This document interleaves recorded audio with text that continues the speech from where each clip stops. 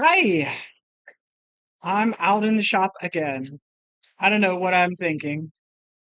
Um, there's nobody here yet, so I'm just gonna throw out there, if you're rewatching this, that I am Kim of Kim Fixes Things, and this is the Bob Del Campo channel. Bob Del Campo is working again on his shorts because the routine we've developed here now is that we drag everything out to the garage, we record his short, he goes back to the house, and wraps it up and uploads it, which it doesn't take him long. So he'll be around in a few minutes. But I get the stream started just because I don't know. It seems like a reasonable thing to do. It is Monday night. I know a lot of people hit the sack early. They've got work tomorrow, so maybe you're watching this later. Hopefully, will be entertaining. I'm gonna kind of lay out the plan, and I'll probably once some people show up, I'll probably explain it again. But this is our 1988 Ford Ranger donor vehicle. And it is, we already took the rear end out of it. It's got like a temporary rear end just wired in, but not bolted down, just so we can roll it back and forth. This is the clone engine that's going to go in the Bronco 2. We have a Bronco 2 that's got a really good four-wheel drive system in it. We want to repower it with something that is not broken. And this is a running engine with a bad two-wheel drive transmission. So we're going to pull the engine out. We're just, just using everything we can uh, to get this off of this thing. Right now, what I want to do though is I want to get that cab out of my way so I don't have to crawl underneath to get to the bell housing and transmission mounting bolts. And yesterday, if you were here by the end of the stream, we have the cab is there might be a wire or two, but I think we're about 99.5%. The cab is loose. We've already pushed it back a little ways, but then it started to teeter side to side, and we realized that somebody did the math and it weighs in excess of 600 pounds. They said bare cab was 5 1/4 or something. And so if it has the column and the dash and the seat and the glass, it's heavy. Uh, so that jack is holding it up on that side. What we're going to do is we're going to do some Lincoln Logs stacking things. I'm going to make us some crisscross on either side and put a thing across it and then we're going to jack it up and then support it above. And then we have enough room here in the front for a change. I've got about 5 feet from the front of the truck to the toolbox. So if we move it 3, 4, 5 feet, just far enough forward that it doesn't interfere with the rear wheels, and then we can put it back down and I can do the motor. We can push it back. I can do the motor. Uh, Obviously we're not going to have the motor out tonight. The big goal for tonight is to get as much as we can do as far as getting this cab pushed back. I went to the hardware store. I spent $60 on 2x6s. And I've done this before. And actually moving the cab is going to be easier than like lifting an engine because an engine, you've got it's in the center of the beam and it's wanting to pull. But when we put this up, right, we're going to be supporting it from either side. So really it's the side things that are going to be doing most of the work. And I think that we can do that. Waylon, welcome to the stream. Thank you for your compliments. And we are what is the suggestion? I apologize for a moment here. I've got problem with oh, some kind of problem with the stream. I hope it's looking okay. Well, it says it's got some dropped frames. I hope it's not coming through too bad.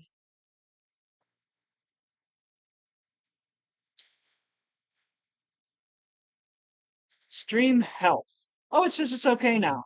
It must have just, it seems like when we're out in the garage, it takes a little while for the stream to buffer up, but hopefully you can see us good now. Thanks for dropping in, Waylon.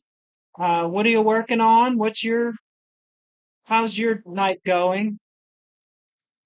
I know it's Monday and not everybody, did anybody watch, working good on my, okay, good. It's coming through. It says it's doing good now. So I think it's the connection. We have an extra hop from the garage to the Wi-Fi in the house. I've got like an FM transmitter that makes the hop up to the house. Um, so I think it's a little laggy, but once it gets going, we seem, I hope that we're as clear. And I don't run anything else while I'm doing this, so I can't see the stream, but I know it's there. Um, did anyone watch Dr. Art? I watched Dr. Art earlier. I enjoy, he's a smart guy and he seems to be undervalued. His doesn't have a whole ton of people watching his stream, and he streams with Tony on Wednesday nights, and they talk about all kind of stuff that's probably out of my league. I don't know. I'm just working on my junk. International tractor stuff. I like tractors. Sorry, I'm moving beverages out of the way. What year is your tractor? And what do you use it for? Do you farm with it? Well, we have a couple of tractors, but they're not so much traditional sense tractors. We have the garden tractor. That's just a Briggs and Stratton two-cylinder. And then my case skid loader is also, it's a Honda like V engine two-cylinder. And they're both about 22 to 25 horsepower, which is really a lot of horsepower for small work. You know, we don't pull plows with them or anything like that.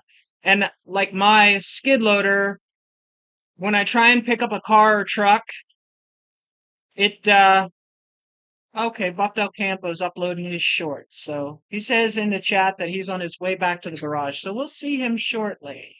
And he is going to help me get this cab off of this frame. That is our goal for this evening. And I took the day and thought about it.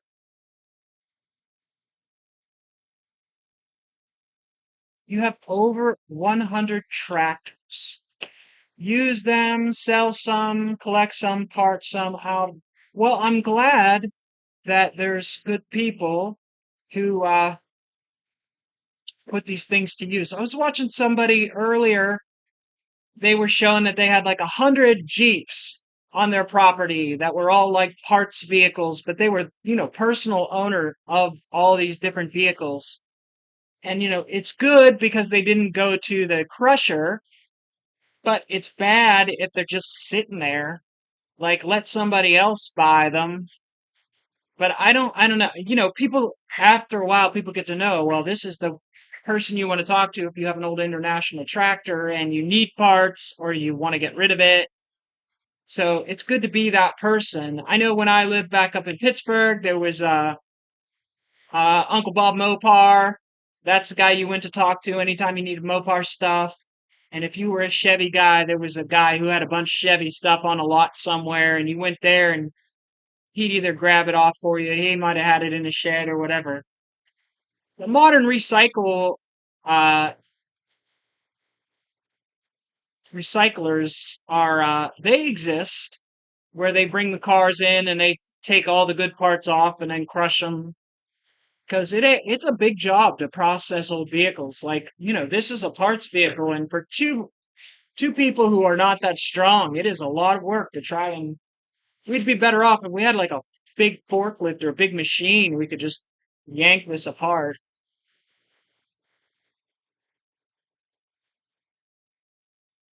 Mine's an 1816V, and I think it was only like a 16 horsepower when it was new, but it's had a lot of, it got used, I think, daily on a farm for most of its life, and they burned up what was left of the engine. And honestly, a lot of the hydraulics are very worn, so I had to replace one of the hydraulic compressor motor, and then I've got leaks that I'm having problems chasing down, and the tanks were leaking from trying to pick things up with the corner of the bucket, and you twist the frame. The welds were cracked, and since they're oil tanks, welding on oil tanks is a little bit sketch, so we had to recently make a new tank for it. And I love machines. I love fixing things, building things, making use of old things, and I think I'm better at refurbishing than I am, restoring.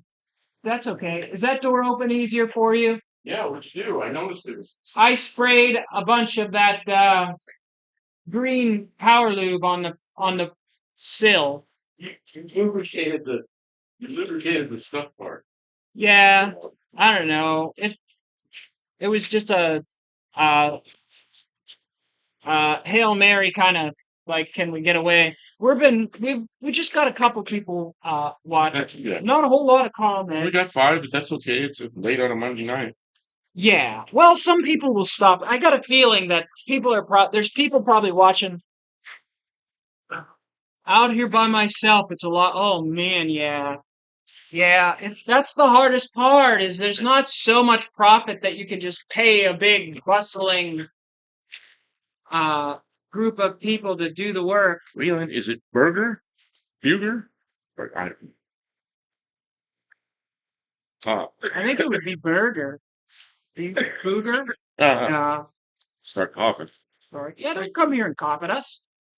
Dry throat. You know, Our good friend John gave us smoked um cashews and almonds and everything. Did you get that open? I opened it. And boy, are they delicious. Smoked nuts. Senior case 1816. Oh, yeah. Yeah, it had a diesel of some sort. Is that an Onan? No, an Oh, onion it's is Burger. It's pronounced Burger. Okay. uh, Well, that's good. No, Waylon, I could be wrong because I wasn't there when the machine was new, but the information that we saw when we looked it up was that it was a 16 horsepower. And we thought it was a diesel, but you know what? The gas tank is marked unleaded fuel only. really? So maybe the guy just said it was a diesel. Maybe it wasn't. Well, Or they put the sticker on after they changed the well, engine. that's the thing is I get mixed when I go online. I get mixed information about what. So I think depending on what year it was born and whatever, that there's different possibilities. So, while I was down there loading up the short, I looked at the thumbnail here. Was it Highway 220 in New Mexico? Yeah, What's that? Where the aliens are? I don't know. I just you know what I needed a thumbnail, right? Okay. And taking a picture, the first thing it does is it rejects it because it's too big. Well, I have a bunch of old photos. One day I went through there and I was just looking for images that caught my attention that had like a Del Campo kind of vibe for me. And so I needed pictures, so I just grabbed one and I like that one better than most of the others that I found. And the one with I didn't want to reuse the one we used yesterday with the cow being sucked up into the tractor beam No, don't because, use two of them the same. well, I didn't want people to be confused and not think it was a new stream, so I Yeah, wanted to okay. use anything. But we need to get some canned, just generic ones to use if we're going to keep doing these shop streams. Yeah, I've seen the Onan engines. They used them a lot in generators, so. But this is a V engine and it fits pretty well. It's tight in there. It's a much bigger engine than what it came with. I don't know. Good. Waylon, being by yourself working on full-size tractors, you must have a decent amount of equipment to help you out along the way. Where are you? On the farm. Where's the farm? Forget. Oh, Say where you know what? When he said Wisconsin four-cylinder gas engine, for some reason I just imagined that that's where he was. But he's not in Wisconsin. it's where the name of the engine. My King Midget, a car called the King Midget. It had a Wisconsin engine in it. Except it was a single cylinder, and I think it was 10 horsepower. He says he's got 100 tractors on his property that he works on. I heard sells, that right likes. when I was leaving the house to That's come a up lot here. of I heard tractors. that because I left the sound. I turned up. used to think that, well, that's crazy, but now the way that we collect vehicles and the way that I like to, like, I'm like, oh, that vehicle is like so cheap and I could use so many good parts off of it. And somebody's going to, you know, pull the motor out and crush it. I know they are because it's so much work to harvest all the stuff. They're just going to take one thing that they need and crush the rest. Northeast Iowa. What do I know from that area? I don't know, but it can be pretty desolate to be out that far away from a bunch of people. But it is Very close to beautiful. Wisconsin and Minnesota. I had friends that over on the other end, way up north, on the closer to the west side.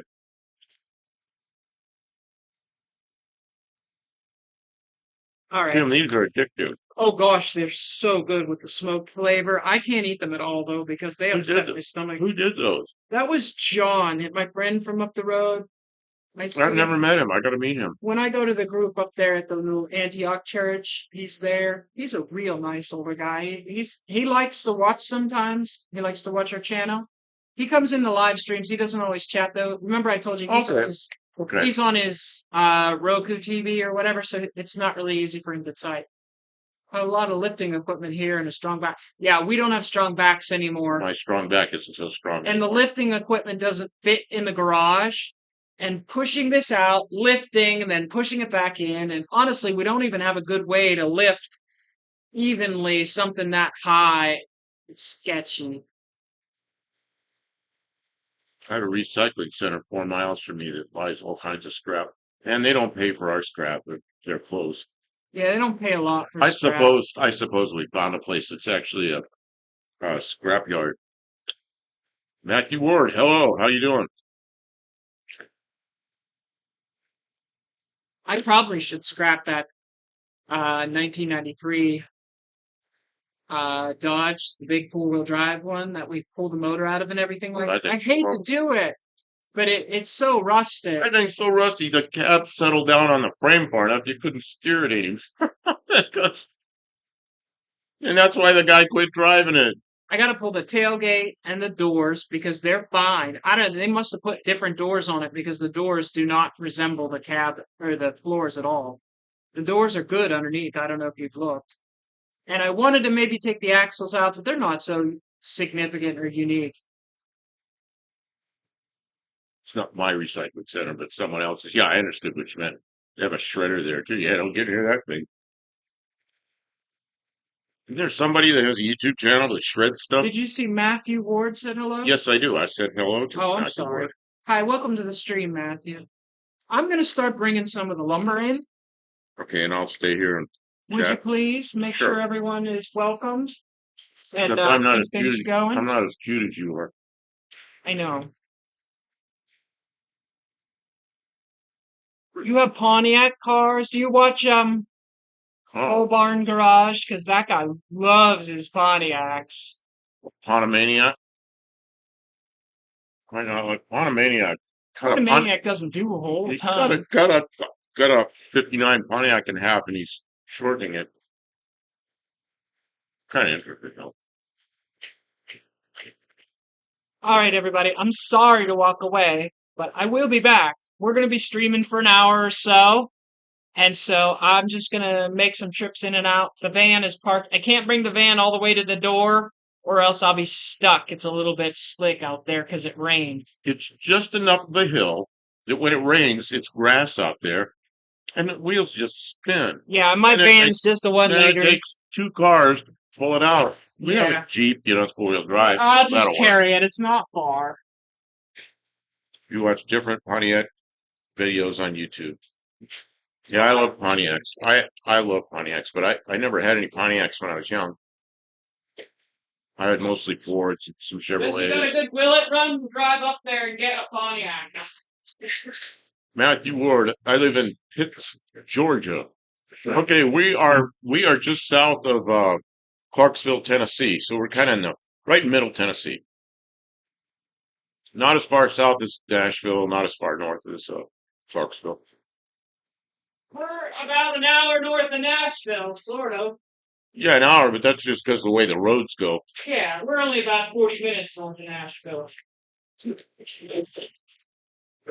Yeah, the roads that go directly to Nashville are really curvy, two-lane, pain in the ass roads, and the interstate, you got to drive over to the interstate. That takes some time.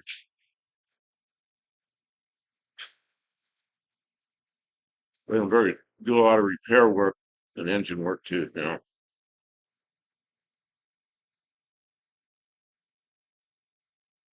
I was on the road so much, I thought when I retired, I thought I'd be on the road a lot, but yeah, we're in the shop a lot. There's places I want to go, but as soon as we leave here, yeah, nothing gets done in the shop.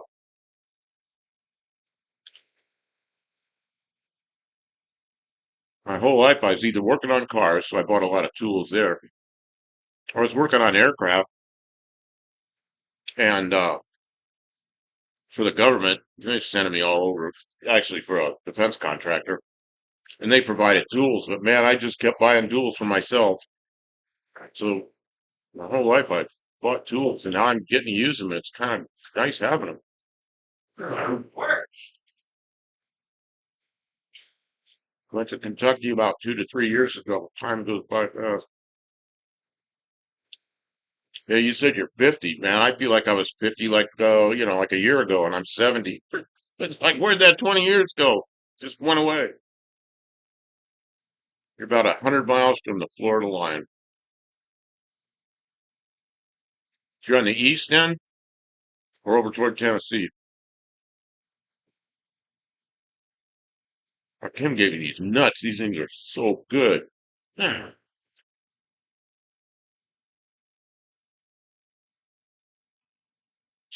Where'd you go? Home Depot? Close. Lowe's. She went to Lowe's while I was taking a shower and cooking dinner. I don't know. Like looks like she bought some wood.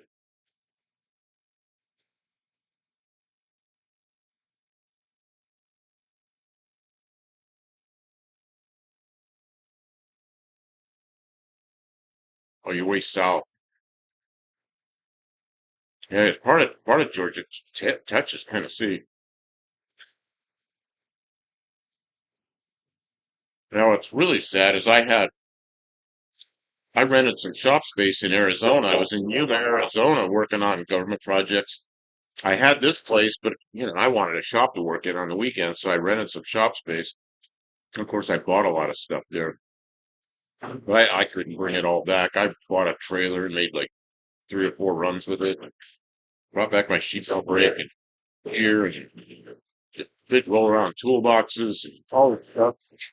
And I had a gantry that goes over the top of the car with a chain pawl on it. And I don't know, I just couldn't make another trip here. It was getting real expensive. And I gave that thing away. And right now I wish I had it because we could use a gantry over the top of this. But I don't know.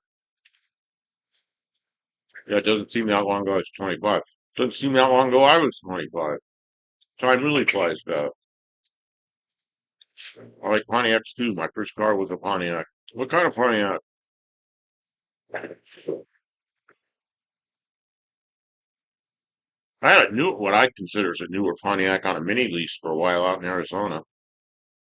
It was a '07 Pontiac Grand Prix GXP. Had an LS Chevy engine in it, sitting sideways. Man, did that thing go. I had that thing up to like 146 or 7 miles an hour one time. Got got real floaty, and I just got back out of it again. Man, I'm gonna crash this thing.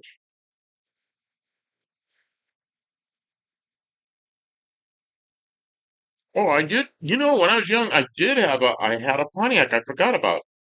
I had a '67 Pontiac Catalina, big two door. Oh, and you had a '73 Catalina two door hardtop. So it's sitting in a. Yeah, my '67 Pontiac. I really enjoyed that, but I traded it. A friend of mine had a bunch of kids, and I traded it straight off with him because he had a '67 Camaro, and we just traded it straight off. And I ended up with a '67 Camaro. He ended up with a big Pontiac. It was a good deal for me, good deal for him. Western with Saber, how you doing? We weren't going to do this every night, but we're here, and Kim went and bought some wood, and I think she's going to build some kind of a gantry over this pickup. Kind of came up with a plan, and Yeah, something that wouldn't get us killed. something that wouldn't get us killed. So I said to her, "Is all the stuff with the live streams still up there?" And she goes, "Yeah, we can do that." So all our stuff was still up here. Once All I figure out what I'm doing, we'll point the camera and you guys can look. on draft. How you Welcome doing? to the stream. Sit there, you. Yeah. Kim, I can't stop eating these nuts. They're so addictive. Well, that's why we only brought a little bit of them up there. Gantry crane would be very handy. Man, that skid steer won't lift this.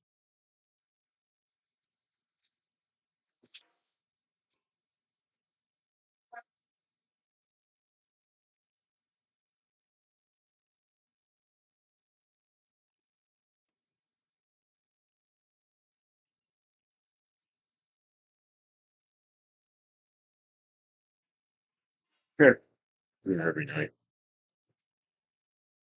75 grand bill. That's a that's a big car. That's a giant. One of GM's biggest, I think. Yeah, it's not. Rain came through here. It's everything's soaking wet out there, but quit raining. We came up to the shop, but Kim can't pull down near the shop with a van because it'll the tires will just spin. We won't get it out of here. And it's not that steep a hill. It just will be that way. Why don't we relocate over to? Well, here I'll make space. I'll make space for you. Then I can't see what you're doing. I'm gonna be here working for a little Oh, while, but Tim wants to revamp the garage right now. I got it. Usually Granville's had 455 4 belt standard equipment. Did somebody replace the engine? Oh, but did somebody replace the engine with 400?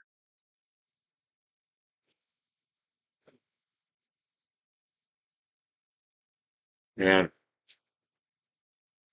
pecans, I don't really like pecans a lot, but these are good. He smoked with something and put some kind of. It's very delicious. Oh, these are really good. I bet you used MSG. That's sticky. I had a roommate down in Arizona. He's always eat pecans, and he go, "You want some? You want some?" I ate a few of them. He go, "You want some more?" I go, "No, they're like eating little pieces of wood." He'd always laugh at me because I thought they'd taste like little pieces of wood. There's that two by I'm just gonna put it on the workshop. Is B-roll. that okay? Workshop. I think that's where it came from. Oh yeah, pecans. Man, back when I used to be really fat, I had diabetes and I didn't know it. Pecan pie was one of my favorite things. What a terrible thing for a diabetic to eat. But it tastes heaven. Oh God. And then you could buy those little pecan pies that are about this big in the store, little individual ones. Yeah. I used to buy those things like for a snack, you know. Oh.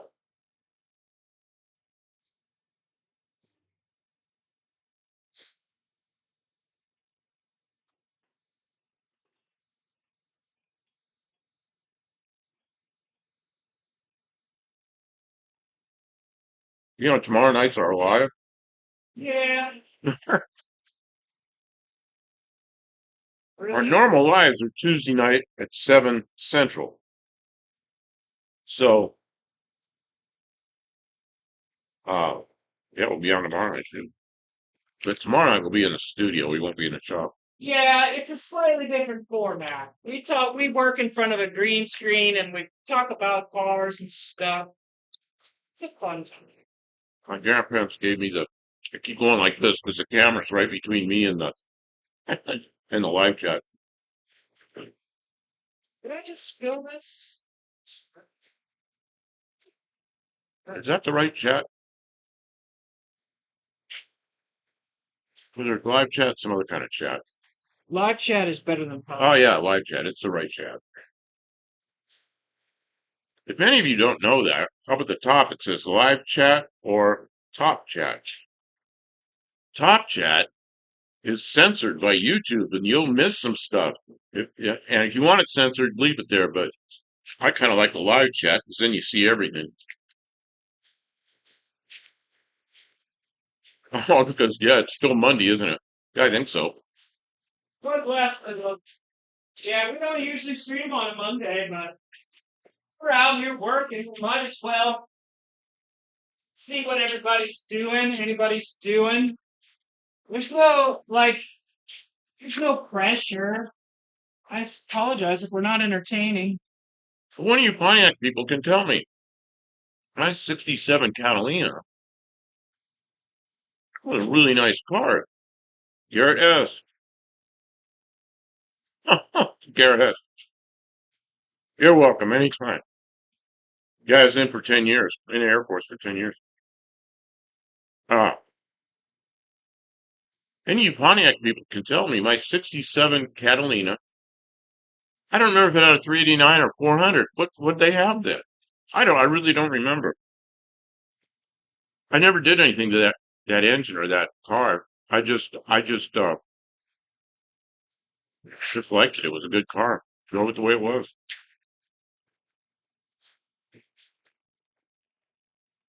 The first the first car I ever had that had automatic temperature control. I didn't know that. I didn't even know it was on. Yeah, I was in the Air Force then, and I drove it from Central California, right on the coast. It was cool. I drove up to Travis Air Force Base, and it was like 100 degrees up there that day. I had no idea that car even had air conditioning, but it had automatic temperature control. I got up there to Travis Air Force Base, opened up that door. It's like, whoa, all this heat came in. I thought, that's very nice. It was just set for like 72 degrees or something. Just stayed like that in the car. It's pretty nice.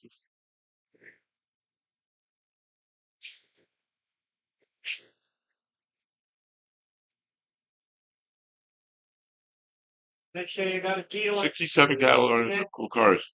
67 should have been a 400 engine. 66. Okay, it probably was a 400. I got it from a girl. I don't know. She's like 16 or 17-year-old girl. And I don't know. She got something else. She'd been driving that thing around. Her parents had it before. It's a 5-digit speedometer, odometer. So I thought it was original mileage, but she told me she goes, add 300,000 or whatever that is. Okay. But it ran fine.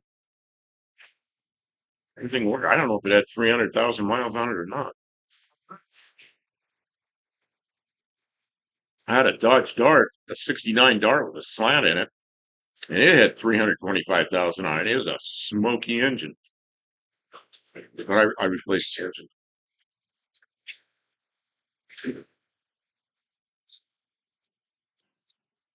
So Granville's 455s. And I remember that's when all those 455 engines around, that's when I had my first radiator shop. There's a Pontiac GMC dealer across the street, one direction. The other direction, same guy owned a Porsche Audi dealership. I used to get a lot of work from them. But I remember all those 455 engines. I remember all those Trans Ams. Man, that was in the 70s. I opened that radiator shop when I was 21. I kept it for 5 years, sold it, did some other things. A few years later, I opened up another radiator shop. I did it for 5 years, 6 years, something like that. It's 11 years total, radiator shops.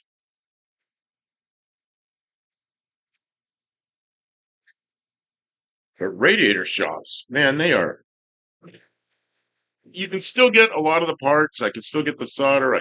I still have the skills, but everything's so expensive. And aluminum radiators, yeah, they probably come from China or India or somewhere. They're cheap. She even put one in her Dart. I looked at it. It's a pretty decent radiator. It's good enough. It's 3 rows, which is good because the original ones were 2 rows, and the tubes are on closer centers, probably 10 millimeter instead of 9/16. The fin count's plenty high enough. Well, it's probably a decent radiator. It costs less than even the parts cost for me to build one. But I kind of wish I was still doing that because I'm really good at it. I had one of those big Pontiac wagons with the three-way tailgate. From the 70s. Remember the tailgates that slithered down underneath the back of the deck and went up into the roof? I almost bought an Oldsmobile like that, but man, I took it for a test drive and I went down the freeway, turned around, came back up, and it used almost a quarter tank of gas just in this little short trip. And it's like, whoa. Yeah, pass. Do you prefer original Firebirds or Camaros? You know, I had 2 Camaros. I had a 67 Camaro, a 69 Camaro, and they were so different because the 69 was just a like an economy car. It was a 307 2 barrel with a 3-speed on the floor. And I think the only option it had was it had a fold down rear seat that made a deck back there, and it had an AM radio in it. I think that's it. Stripper, they call them. Yeah, my 67 Camaro, it was a RSSS 350, which is really unusual for a 67. 350, 12-bolt rear end, uh, with a power glide, if you can believe that, and a bench seat with a fold down armrest, and the shifter was on the column. That just seemed like such a strange combination, but man, that was such a nice car to drive. It was pretty quick. It cruised along as fast as well enough to get you in trouble. A nice car to drive. Now my son had a 68 Firebird. Actually, a friend of mine had it. He sold it to my son. So he put a he was the guy that worked for me, and we put a 327 Chevy in it and a 4-speed. Oh, this is gonna get away from me. Chat's going too fast. I'm talking too much about other stuff. Uh, okay. Yeah, so I liked all of them. I liked all of them. I don't really like the grill and the front bumper on the 69 Firebird, but and I like the way all the Camaros look. I guess my 67 was my favorite one. See, very sweet. Grand Prix with a 428. See, we need radiator shops. A lot of people are retiring and closing it. Yeah, I mean, there's no money in it because you could buy all the cheap radiators, and Yeah. even like the one she bought for a Dart wasn't for a Dart, it was for something else. It was for a Nova. It was for a close Nova. enough. It's like for a 67 Nova, but she figured out how to drill some holes and bolt it in. Well, I looked up the one for my Dart, the right one for my Dart, a good copper one. It was $700. I got one for Nova for $100. There's just no way I can justify that extra expense. I was contemplating building cabinets in the back for camping and stuff. What was this on? What was this on? Oh, what? Yeah, it's hard to feed. Yeah, the gate could swing like a door, or yeah, Ford did that starting in what, 66, 65, 66, the 2-way door gate, and then like everybody did it, and then GM in 71 came out with the clamshell. Uh, Bruce Colgin. I had a 54 Pontiac, but I put a 394 Olds in it, and I remember those engines. Took 3 days to build headers for. I was 16 then. Oh, I bet that was fun. I knew people used 394 Olds back then. They were pretty fast. I knew a guy who did a lot of street racing with 394 Olds. He said he won a lot of money, but Myself, I prefer the Firebirds, Wayland Burger, because I prefer the Firebirds. Those Pontiac engines have a lot of torque, pull hard from idle to wide open. I turn my 400s with stock rods, it's rod bolts. But yeah, you know that Firebird that my friend had that he sold to my son, that had a 326 in it, and he ended up putting a 327 Chevy in it, and he had all Chevy stuff. With radiators, people have to meet with the Chinese aftermarket, but they're light and not as good as the originals. High demand for radiator repair here with farm equipment. You know, that's where you do need radiator repairs with farm equipment. Toward the end, I was doing that's about all I could do. I was in California, and the whole CFC thing hit, and it was no R134 yet. You just weren't allowed to use R12. It's like, now what do I do? So half my business was gone as soon as that happened. And then here come all the Korean and Chinese wasn't so much yet. Korean and radiators from Singapore and India. And I just couldn't compete with that. And I ended There's up, people over there that will work for pennies on the dollar or what American, you can't even produce things for the price. and then, of course, once that happens, then all the suppliers dry up. You know, the people that made the radiator cores and the tanks and all the stuff that just dried up. There's a couple of places that still do it. But, you know, toward the end, my only business I had was, you know, like water pumps out in the irrigation fields, fire truck now and then. I And the just, value of raw materials like copper, it's in real demand because of electric cars. They use copper, copper, copper. All those materials are in high demand. The price is way inflated. It's really expensive. 326 engines have a longer stroke, same as a 400. 326 engines have more low end torque. Yeah, I don't know. That car had a 326 automatic. I don't know what the automatic was. He's a young guy. He was like 18, and he was married already. Stray bullet. How you doing? So, I don't know. She bought the car. They had it for a while, and then you know he was a hot rodder, so he had to put a 327 and a 4-speed in it. And I remember I did there was a thing had to be welded to the frame for the clutch linkage and all that. So we did all that. We did that out in front of the radiator shop. How does a 326 have a longer stroke like a 400, but less displacement? Has it got smaller bore? Must have a smaller bore. I know those Pontiac engines. When I look at them, I don't know the difference one to another. The outside, they all look the same. And being a cooling system shop, the only problem I have with them was there's an O-ring that's between the intake manifold and the water pump. And those things would leak, and then you got to pull the water pump off to fix it. You know, they're always all corroded. Uh, and you got to use water pump in your hand. You know, do you sell the customer a new water pump and they don't really need it? Yeah, because then you put the old water pump on, you know that's going to leak next week, and then it's going to be your fault. Yeah, Right. 326 Pontiac has a smaller bore. Yeah, I guess it probably would. I see. Yeah, aluminum radiators. It's all, you know, there's good aluminum radiators, but they're really expensive. Like, this guy that builds all the NASCAR radiators in Georgia. Uh, I should know his name. You know, but those are $1,000 radiators. Well, what do you want to do? You want to move me around and move that stuff, or what do you want to do? Yeah, but I wasn't like I was working up. I worked myself up into a sweat, so I was being okay with being chill for a few minutes. Why are these? These are special bolts because they're red. I What's don't know. good about red bolts? They were look at the price. Oh, they were on sale. Somebody busted Oh, the box open, so the I got them box for been half broken open, price. so they're 10.98, but you got them for $5. You just bought these. Yeah, and I needed two and a halves, so I went over and perused looking for the cheapest ones, and then I found out. I was like, yes. Yeah, you know that that Firebird when he put the 327 Chevy in it. It seems to me he put a 12 bolt rear end in it, so I have no idea what the gear ratio was. He had a 57 Ford, it was geared a little bit high. It had a 9-inch Ford in it, but it was an open rear end, and it had a roll bar in it, one seat, and the interior was all aluminum. It was like somebody's old race car, but he'd drive it on the street. It had a 428. Did I say that? It had a 428 FE engine in it.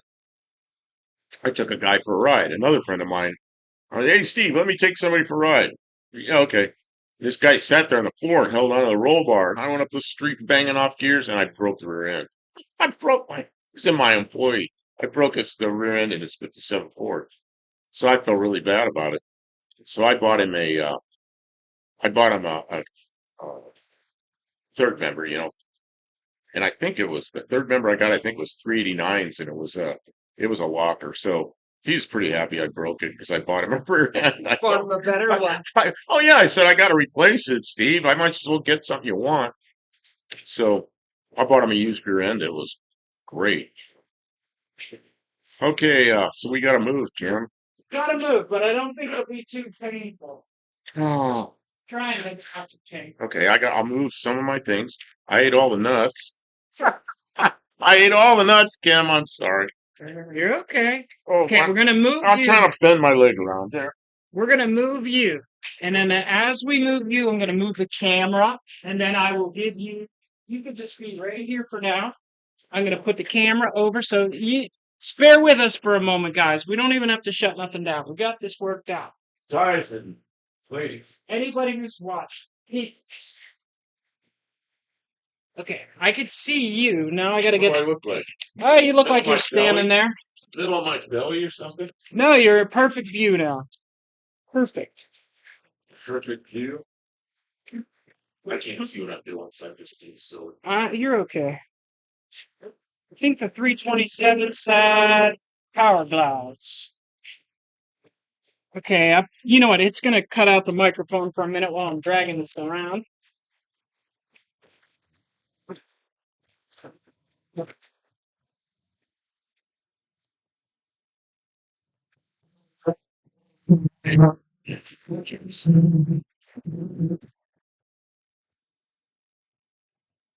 Okay, I can read it. Huh? Not that way.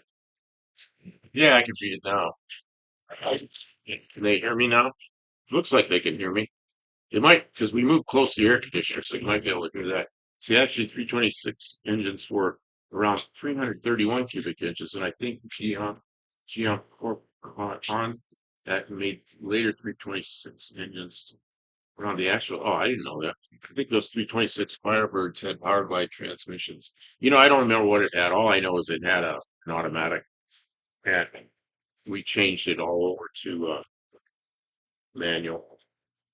Okay, What's wrong? I'm way far away. I gotta grab my stuff and go that way. This side, maybe? Hmm. Gotta go closer. Oh, okay, yeah. You guys let us know if we mess it up. Air conditioning might be a lot more. Oh, you're moving the mic down here. Okay, that's now serious business. Put the mic close to me. Ooh, now I'm gonna be heard. Is that too loud? Yeah, I should probably peak that mic down a bit. Okay, how Let's about see now? what car. Let's see how. Yeah, I'm probably still okay. I don't know. Yeah, there. Let's try that. I had several cars with power glides. Like I said, my '67 SSRS with a 350, and that's odd for '67 to have a 350. It had a power glide. Really odd thing. And then my '69 had a three speed on the floor, 307 engine. Uh, I had a I had a '67 Chevelle with a. This camera's not right. '67 Chevelle with a 283. No, the '67 Chevelle had an inline six. Must have been a 230 with a power glide. I had a. That's a power glide. I had a '66 Chevelle with a 283 and a power glide. I had a '65 Chevy van with a six-cylinder power. I don't know. I guess there was a lot of power glides in my life. Can you all see what Kim's doing down there? She's making something. So, There's not room to make something down there. it's a little tight. It's a little tight. Good. Good. Thank you.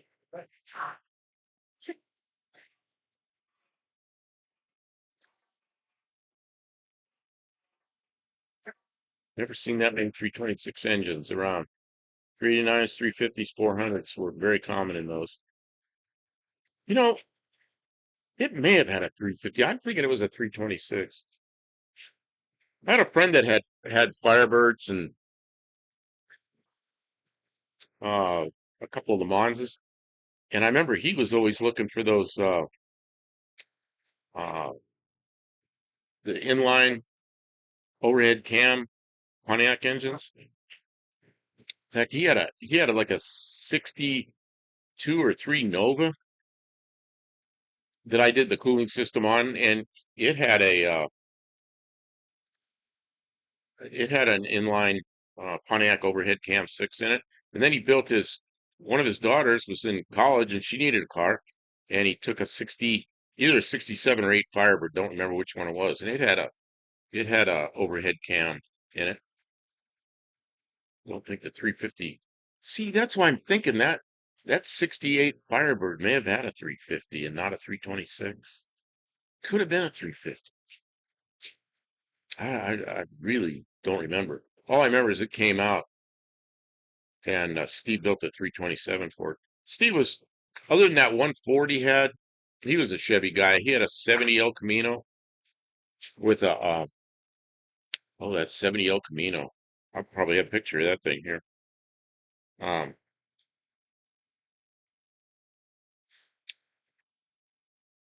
Actually, this is kind of funny.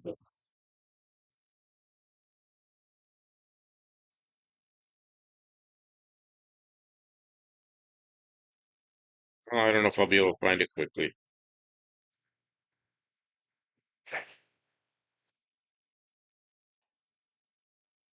Here he is. Who's that? Steve. Steve that was here. Remember he was here Christmas year and a half ago? Oh yeah. Oh, this is him when he's well, he's not on there. There's a picture of him. This is when he was like 18 years old, and that thing had a 454 or maybe a 427, and it was a big block. But he's the one that had that Firebird. I doubt I have pictures of the Firebird.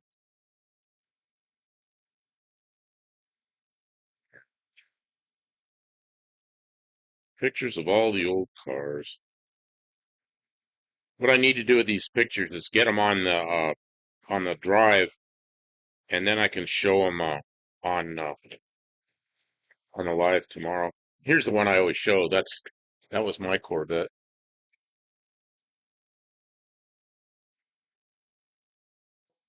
Yeah, the guy that had the overhead cam engines. I got really interested in those about a year ago, and I called him and talked to him. He's getting old. He's up in his 80s now, but he's still working on cars. He's still doing cars. Uh, Dr. Go, how you doing? The uh, Who's here? Welcome. the I called him and asked him about if he had any more overhead cam parts, and he goes, "No, got rid of all of them." I said, "You got rid of all of them? You had a lot of overhead cam stuff." He goes, "Yep." He goes, "They're getting too expensive, too hard to find. He just gave up on them." The latest thing he built was like a 1960 or maybe a 1959 Rambler American with some inline engine, non-Rambler engine in it, and he was driving that around. He's always building streetable hot rods.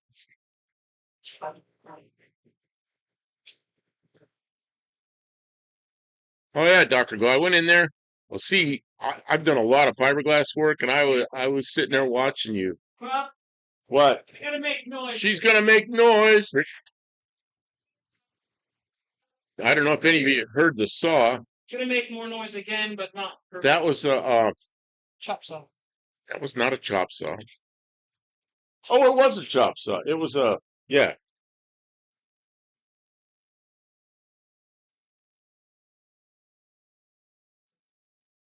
Yeah, I could really get into doing. Whoa! I could really get into doing fiberglass. Matthew Ward, you're taking off. You're taking off. Okay, have a good night. Who was it that was leaving? Matthew Ward. Thanks for stopping in, Matthew.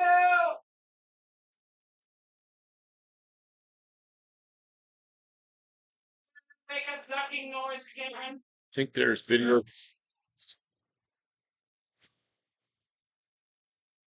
Lindsay Romero or something like that. Yeah, I'm gonna have to look for that. Of course, I don't know.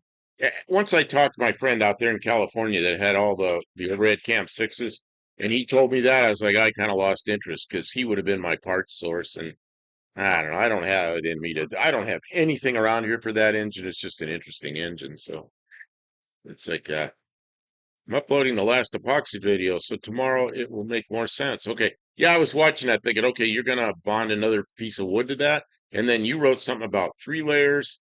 So I don't know, it'll be kind of interesting. What is that blue machine to Buff's right? Blue machine to my right. That that is a sheet metal brake. It's a 48 inch. It's a 48 inch box and pan brake. So I don't have any shrinkers and stretchers. I had them in the past. I wish I had some. It's one of those things I gotta buy, and I'll buy one of each, and I'll put it on stands like I have. I was gonna show the stands, but we'll weld it on a stand anyway. Uh, I don't do as much sheet metal work, but I think I will be doing a lot more. Good towards that. We're moving towards it. I built complete airplanes out of sheet metal and chromoly tubing. I used to tell people I built 60 airplanes, but I built a lot of airplanes after that. Basically, 60 airplanes means I lost count after 60. So the so I can make just about anything out of aluminum sheet metal, and I want to build a car. So cars are harder to build than airplanes from scratch because you got to get them licensed. And in the U.S. anyway, it's easy to get an experimental airplane license because they're they're not supposed to comment on engineering. The inspector's not supposed to look at engineering. They're only supposed to look at quality of construction. Now, if your engineering is dubious, they might give you a test area that's out where desert or something, but uh that Sorry, big noise. I'm gonna make a bunch of big noises for a moment.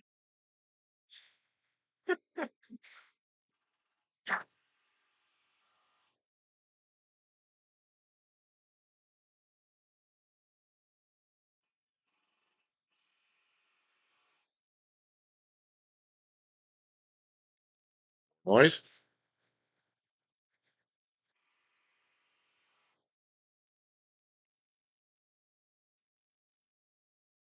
I'm not talking because she's making noise. Couple more.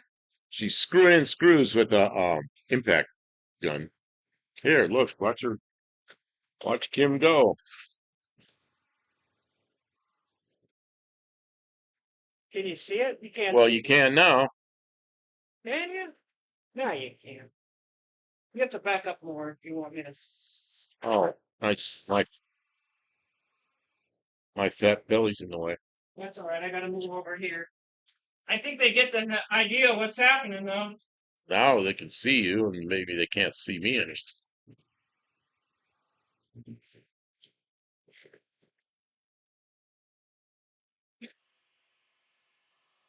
Okay, I'm ready. Yeah, the easiest way to start with a suitable vehicle that is already titled. Yeah, and that's why the Studebaker, I've got clear title and everything on that. That little blue car down there, that Spitfire, we've got uh, We got clear title on that. everything on the property. We Okay. mess with no title because it's just not. I got to quickly catch up to comments here. Dr. Go, Buff, I need to break a 1/4 inch piece of aluminum. How close? How close can you do a back to back if I need 6 inch first, then 2 inch? And the well, you put it in the brake and then you turn around and go the other way. I'm not sure what kind of aluminum, what what kind, how thick, all that kind of stuff. Kim's building a gantry to put over top of this uh, Ranger pickup, so we can lift the body up high enough we can roll the chassis out from under it. Okay. Uh, Mexican Spec is here. Hey, Hey, Mexican Spec! Buff, today is your rest day from lives. Mine too. Yeah, you know what? Monday is my rest day from lives. But, we come up here to the shop to work, and I said to Kim, when we were heading up here, I said, hey, is all that stuff still up there? And she goes, yeah. She goes, I'm open to doing a live. So while she's screwing this wood together, we turned it on. What the heck? It's fun having friends in here.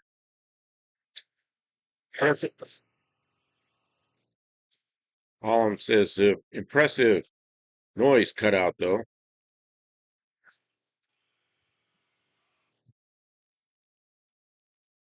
Do I need to yell clear or something? Clear!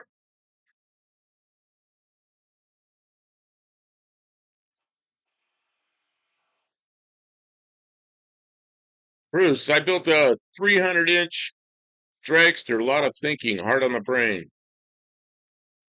Yeah, it's an overhead. Good. It's an overhead. Um, what did I say it was? I don't think Gantry. it's actually coming together really fast. Can you bend 1/4-inch aluminum on a brake? A big brake, not mine. Of course, it depends on what kind of aluminum. Most of what I use is 2024 T3, which is pretty hard stuff. Once And again. Okay. and 6061, which to me is an aircraft quality aluminum, but to me it's fairly soft. Most people think 6061 is fairly hard, but uh, the thing with 2024 is it's not weldable, and 6061 is. Oh, I could really get into the weeds on this, but 6061, once you weld it, you lose a lot of its strength because you lose the T6. Yeah, she's building a gantry to go over the top of the cab, so we can lift the cab up high enough. We'll probably jack the cab up and then tie it up there with some cargo straps or something. And then we can roll the chassis forward and put the cab on the back of the frame. Okay. Okay, what's going on here? Says I'm a bit steamed because of some of the rain. Yeah, humidity. Yeah, it rained here, but it's not hot. I was wondering if 1/4 inch is too thick to break. I worked in a place where they did do that. They bent stuff thicker than that, but they had enormous tools, and they would take stuff and they'd take pieces of aluminum that were probably an inch thick and wide, and they were making pressure vessels, and they'd come down with a brake and just bump it and then move it and bump it and move it, bump it. And you'd see marks where they bumped on it. But then when they were finished, they'd have something that was bent 120 degrees. And then they'd have 3 of those, and then they'd weld the 3 seams, and they'd make a big old. You're taking my So stuff. you're going to be coming over here. She's moving me again. We're moving. I didn't realize we didn't ready this quick, but we are. I love the. See here, I'm going to get behind. I love the. Sorry. Where's the mic? Here. I love gotta the wood stand up. gantry. I love the one more. I love the wood gantry. Looks like it should work well for you. Okay, I got moved. Oh, it's Kim. it's gonna work. Okay, I know. How dare you? Oh, you're crashing. Here. Move it out of the way. Well, I can't. I can't. Okay. How dare me get stuff done? Okay. Tuck it as close to the I don't know. Let me get my. sorry. Oh, you got sharp nails. I do. I'm like a Yeah. mean girl scratching people. Scratch. Can you see? And How come you scratch my back? It doesn't feel like that. because I'm not trying to hurt you when I'm scratching your back. Oh, when you're doing Standing this, in my way, I am. when you're doing this, you're trying to hurt me. Me. Okay, Can you let's. see in the screen what's going on? Sort of. I'm gonna do some adjustments Okay, here. kind of see. Yeah, just all you need. You can adjust the camera, adjust whatever you need. Yeah, Whatever works. I'm gonna do that. I'm having a little trouble, but trying to get it over there where Kim is, and then also get it. Okay, let's see. My aluminum came from the scrapyard. Yeah, oh, I love scrapyards. We went to a scrapyard and they didn't want to sell us anything. I was thinking of that gantry concept last night. I think Kim was too. Yeah, If a block and tackle would do it, man, I wish we had one. I wish we had. I had I had three chain falls. One of them was electric, and they're all gone. One of them a guy stole from me, and the other two I left in Arizona. You know, I'm thinking that electric one I may have brought it here. Do you remember seeing electric chain fall like thing? That may have stayed with my gantry. I thought I grabbed one of them. Maybe I just grabbed the manual chain fall. I thought I brought one here from Arizona because it wasn't very big. Ah, I think if I would have seen it, I would have included it in this plan by now, but I don't know. well, Anything could happen. yeah, I mean, you got so much crap in here. It's all buried. Pretty- Yeah. Okay, let's see. Might have to anneal it so it doesn't crack depending on the aluminum. Yeah, it depends on, yeah, there's so many different grades of aluminum. Different alloys, different hardnesses, all that kind of stuff. It's gonna take it to sheet metal shop. Wonder if they crack quarter-inch thick. Man,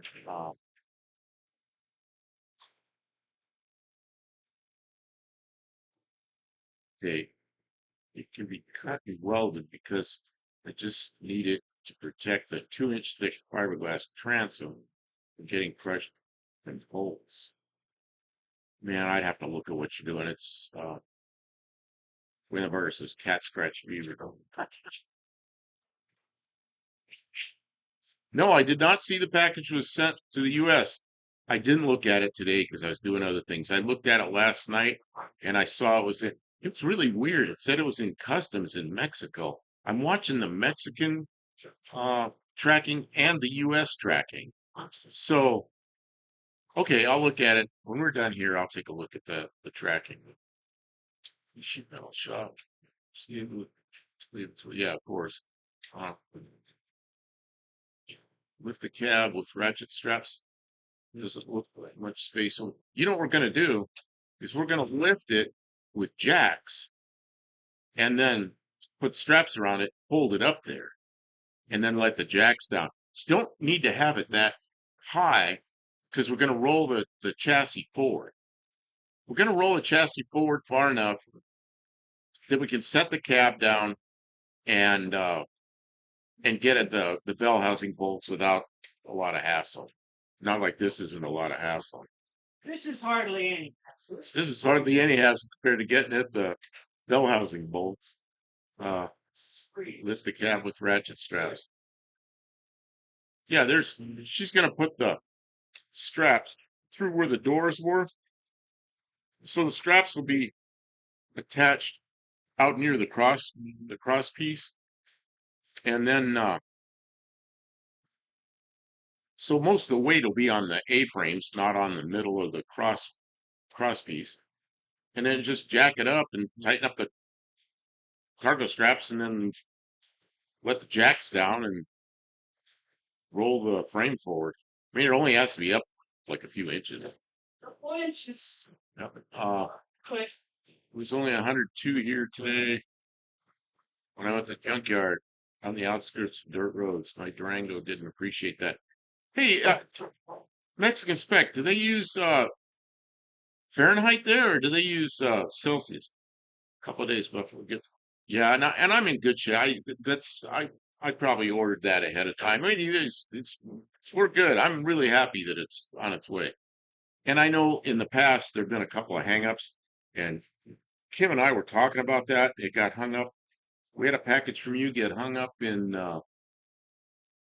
it was some lenses, side marker lenses, and it got hung up in where? In Miami in customs.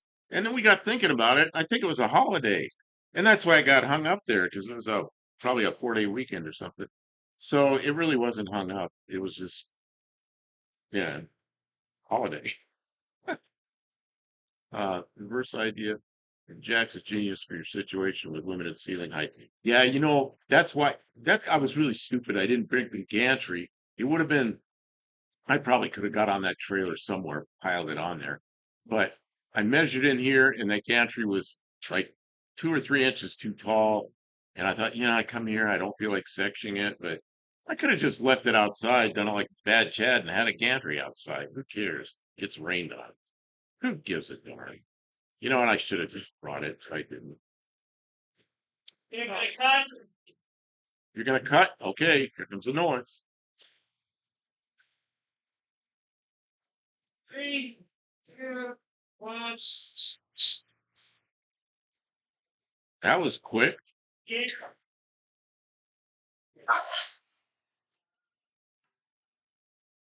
Mexican spec, I use Fahrenheit. Yeah, because you spent so much time in the US. Your wife uses Celsius. So we talk past each other. After a while, when you're with somebody like that, you just both learn both systems. It's like being around a Russian. Pretty soon I know a lot of Russian and she know a lot of English. And when I was in England, same thing. They said I couldn't work on their stuff, but because I didn't have any metric tools, but I did, of course. And I just deal with metric. I got kind of upset with them because they gave me so much shit about it. I just told them.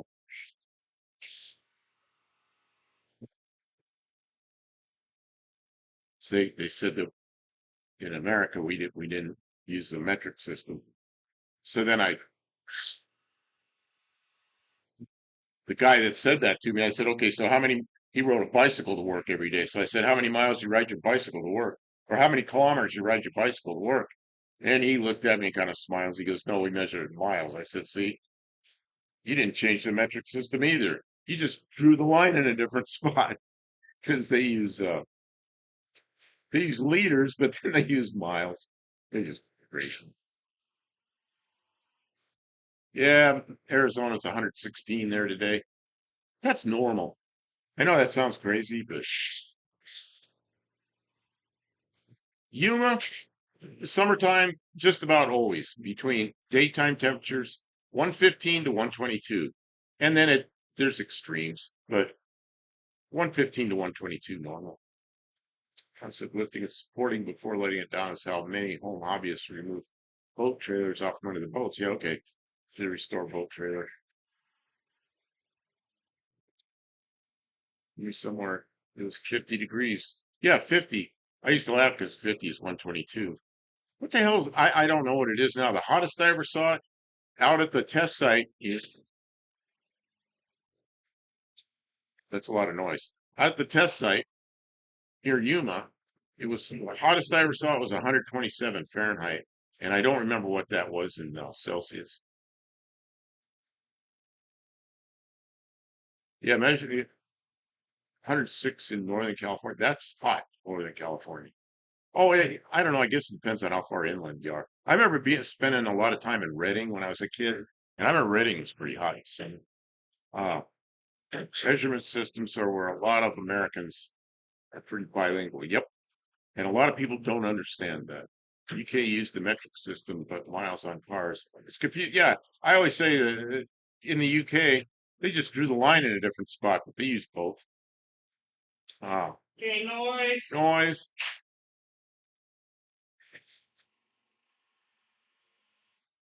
One more. One more noise.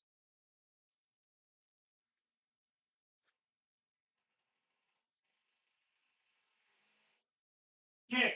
Yeah, England has. Oh, I just see this 126 in Death Valley. Yeah, that's more. I used to go to Death Valley. I don't know, climb up in the mountains there, just south of Death Valley. England has tons of roadsides and miles. Yeah, it's kind of funny. England has everything in miles. In Canada, everything's in kilometers. I don't have an air unit in my room, and the control broke in the dog's room, so they're all suffering. My wife has the only air in her room. Open her door. Open the door. Put a fan there and suck all the cold out of that room. Right from Top Gear, they always talked about miles. Oh, metric tons. Oh yeah, then there's the other thing, metric gallons, or what is it? Imperial gallons. No, the reason you don't hear anything is when she makes big noises, it shuts the microphone off. It kills the mic. It's out of sync. Here comes one. Here comes one. Maybe. I don't hear anything. I don't need her. Yeah, when she does that, I watch the sound just go down to zero. Yeah, it's a ducking effect on purpose, so that. Oh, she's working on the phone. Get her some headsets. Everybody go in there. Don't mess with your wife when she's working. You're about 200 miles south of Reading and about the same altitude. Yeah, okay. Yeah, I spent a lot of time when I was a kid with friends up in Reading in the 60s. And I remember going through Red Bluff a lot. And then I flew a lot up and down Western U.S. And I spent time in, at airports, Reading, Red Bluff, all along Highway 97 in Oregon, the high desert areas. How dramatic! What'd you do? That place where I cut the frame off and hurt. I don't think I injured myself too much. I have a nice bruise, though. I've been to Lake Shasta once, and I've seen it many times flying by. I know you Let's see here. really enjoy seeing the bruise on my knee in a wake, and I won't remember where it came from. That's the one. You're tech savvy, you guys. The most technical channel right now on YouTube. That's us. See how technical we are? Building Lincoln log houses. How does the water not evaporate as it lands at Death Valley? I'm not sure I ever saw water there. Although I've seen a lot of cracked dirt, which obviously there was water there. Yeah, Lake Shasta. You know where else I went? That was noise. As a kid, we went out to with the same friends. We'd go out to One more. We used to go out to Lassen, and my dad had this was in the mid 60s. My dad had a 56 Ford wagon, and coming down out of the mountains there in the summertime, the heater stuck on. Something happened to the heater. I think a cable or something came loose. Am I in the way? No, yeah, but no. So, I got it. so we were really cooking in that car on the way down it from Lassen. Can they see what I'm doing? Okay, Yeah, they could see they it. can see. Yeah, I'm talking. You haven't looked, huh? I'm in the way. Yeah, I'm watching it. I'm watching it on the screen. Yeah, Is it visually I'm gonna turn around and look. Oh yeah, I see what you did. Oh, you put two cross pieces. Oh yeah, it's strong. Well, what about those the little cross pieces, top of the A-frame? It's only two screws in each one. Yeah, that's not enough. That's in shear, but not good enough. No, that's not enough. Well, we got. You know what you could do is add some little stubs right below those. This way, like some little 2x4s. That's the plan. No, I don't know what you're thinking. You know what I'm thinking. Go ahead. It's easier shear, but not much. They stick a 2x4 here, a little short ones, a bunch of screws that aid in that. Oh, I see.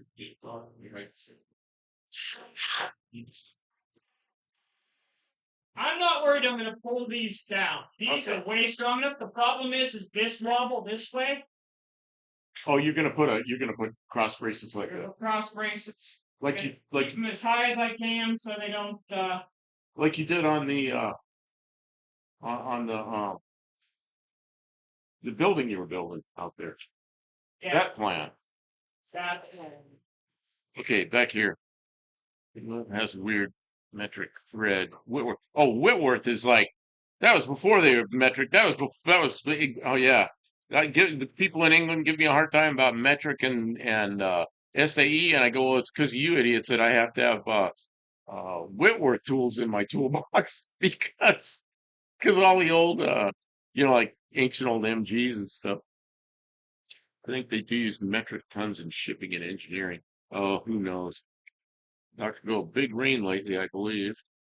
My dad totaled his 56 Ford when I was just a toddler. Oh, that's too bad. Big noise incoming. More noise.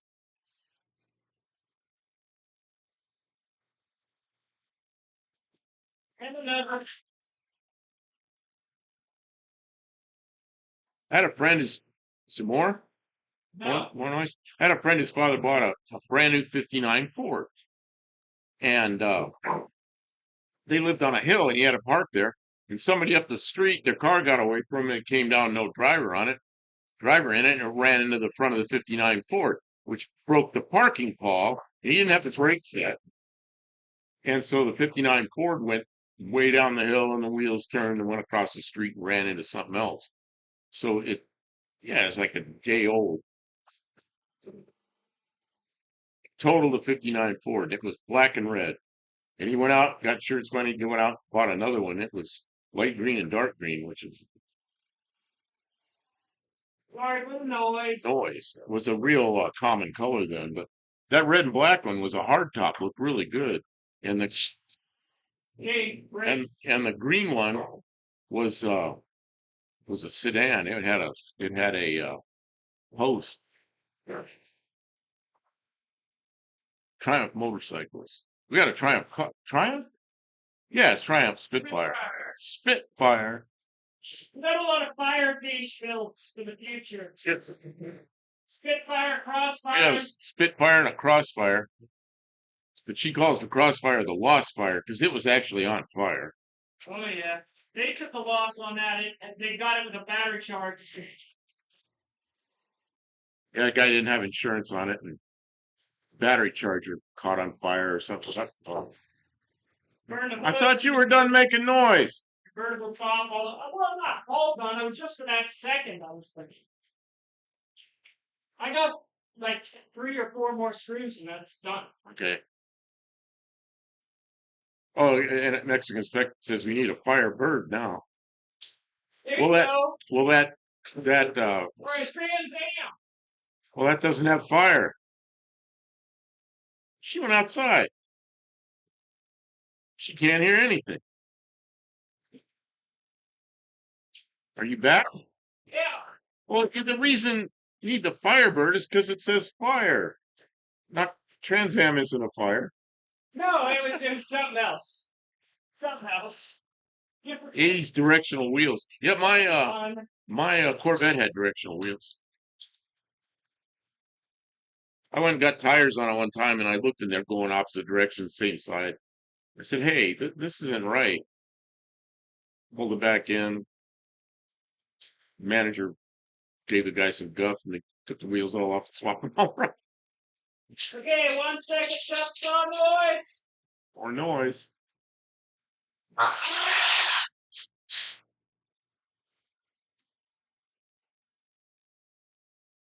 This is a noisy one. I know all this work. Damn noisy work. See, a few times I purposely ran my heater full blast in the summer with the windows down to help prevent the engine from overheating. Pulling a trailer because the heater core. Oh yeah. Yep. I used to tell people that. Wendy, Mrs. One-Eyed Cat. Hello, how you doing? Yeah, it's kind of weird being here this late on a Monday night. But Kim's building. Fixing stuff. See behind me, she's building a wooden gantry over this truck so she can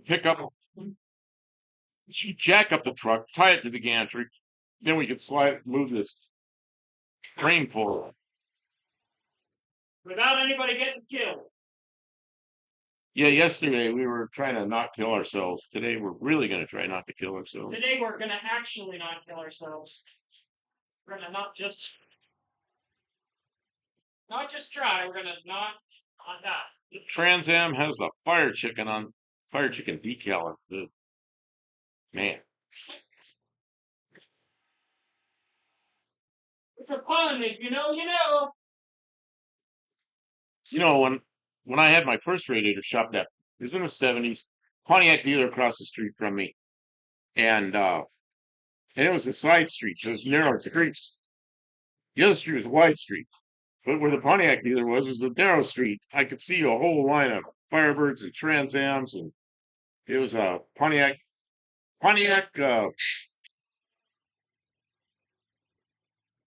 Man, your noise. A couple more to go. Pontiac Buick GMC dealer. Okay. Yeah.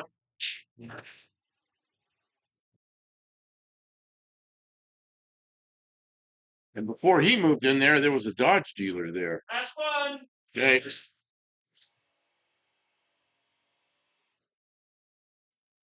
Okay, it's time for you to get up and confirm with your own self that this is not going to kill us.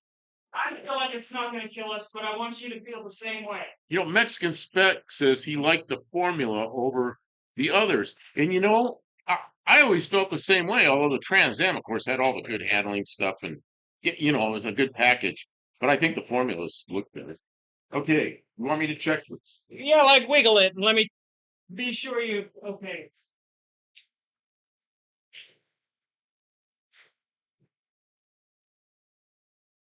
I suppose if we're going straight up. Not doing anything crazy. Just going to go up, move the frame. What do you think? I didn't really shake. Want to put those on this side too? I can if you feel like we really need it, but I don't think we do need it. Like it's not trying that hard to move. Here, I think. Oh, if it does. Single spiders are fine. Because I've got one across the bottom, so it can't spread. And it's just not all that. Yeah, I think we could try it, and then Okay. the worst thing is, so the hole, we won't be under it. Great. Okay, I'm gonna go outside and find some straps. I think there's some in the van. Well, you know, we got some real heavy straps, and her plan is to lift uh put the straps on there, lift the cab up with jacks, tighten the straps up so we're not actually lifting with the straps. We're just holding it there with the straps, let the jacks down and get the jacks out of the way, then we can roll the frame forward about 3 feet, and then we'll put jacks under it. We'll set the cab back down on the frame. So we're not really lifting it with that thing. Yeah, it has a little wobble. It's a little wiggly, but it's not. I don't think it'll fall over. I have a '70 Pontiac Firebird Formula, 400 ram air, Muncie 4-speed 12-volt. Yeah, that's probably a nice car. '70. Is that the early '70 or late '70? The one that's actually registered '70, probably. It's its second generation. Yeah, they didn't have formulas in the first generation, did they? You remember that? The first generation, the '69s were built well into the '70 model year. Same with the Camaros. You know, they were made a lot longer than a year. And then the '70 second gens were kind of a short year. And we're the A-frame legs. No, she's got like a spreader bar on the bottom going across. She'll hold the legs from spreading. You can adjust the camera. Okay, so we can show what she has there. You see down low, I don't know if they can really see that. There's wood going across underneath the truck, so it can't spread. You're gonna have to rip through 2 screws into 2x4 material. Let's see now. I think the formula. Okay, let's see. Where are we here? The formulas had 4-wheel disc brakes. That was cutting edge for the day. I guess it was. I dig the formulas too. Almost bought a '76 and later a '78. I really like the nose on the '78s and later. I think '78s or '79s. That's the other frame I have here is a '79 Trans Am subframe. Oh, nice. That I was going to use for the Studebaker, but I may not because it needs everything. Needs all the bushings, all of everything, steering gear, the whole shoot match. Let's say door openings with the ratchet straps above. Yeah, the ratchet straps will go through the door openings just through over the top. I think it's a good plan. Yeah, you'll see her. She's setting it up. Dr. Go, cars cost less than kids. Well, and it sounds to me like you're putting your kid through expensive school. Uh, we did that with one kid, and the other kid didn't want to go to school, and I was kind of upset about that. But he went in the army, and He's done really well. just he has done really well. The army put him through school, and now he's getting a doctor's degree, still on the backs of the army. So he's when he retires from the army, he'll have a doctor, and and almost 20 years in special forces. Yeah, and still a young man. He's a good man. He's a really good man. He's got two good kids. Yep. He's really done it well. So, I when I see how proud you are, he's definitely deserving. He really is. 1979 was the newer front end with the headlights separate. Yeah, and I didn't like that. I didn't like the front end on the Firebirds, although I liked it on the Camaros. It was okay, but I like the 67 and 68 Firebirds a lot more. And you can tell them apart real easy because the 67s have the wing windows and the 68s do not. There's some other differences, but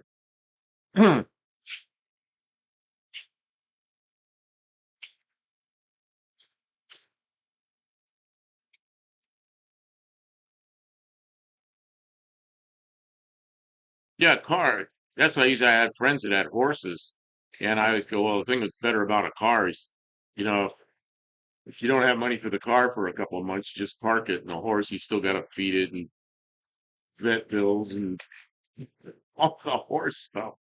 Oh, I had a friend that spent a fortune on horses. Yeah, but he knew Brent. Oh, I'm not going to say anymore. He what?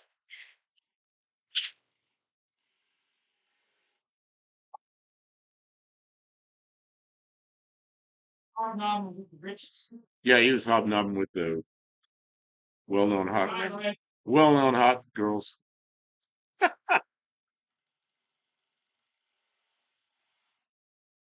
Hot-looking movie stars.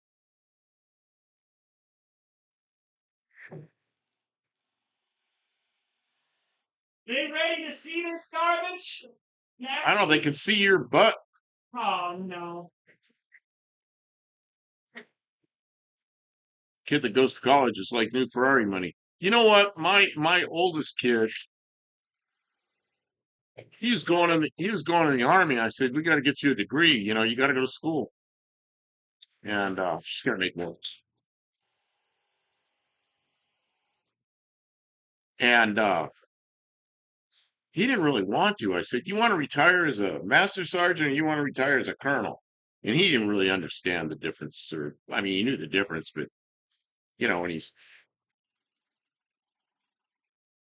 when he's 18 years old, that's not how he's thinking. And I understand that too.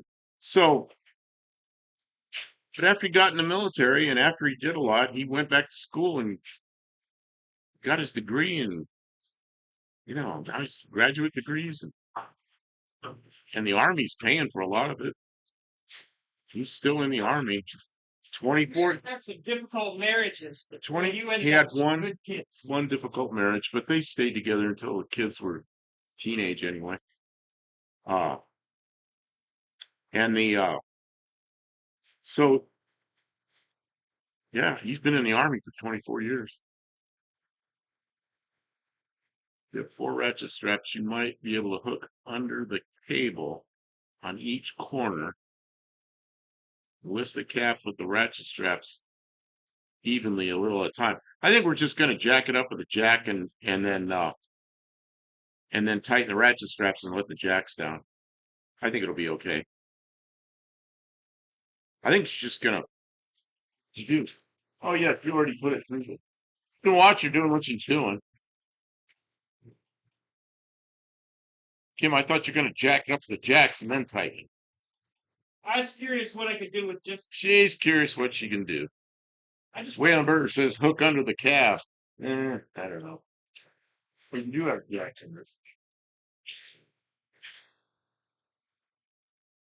This stuff is not tall enough. Not enough jacks. Not tall enough. This one's 31 inches. I know that. But Yeah, I used to jack up my Corvette with that one, and then put stands under it, and I sit under the Corvette and work on it.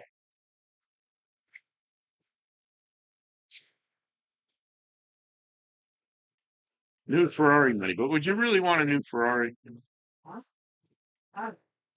You know what I'd rather have? Is that Ferrari looking uh Fiero?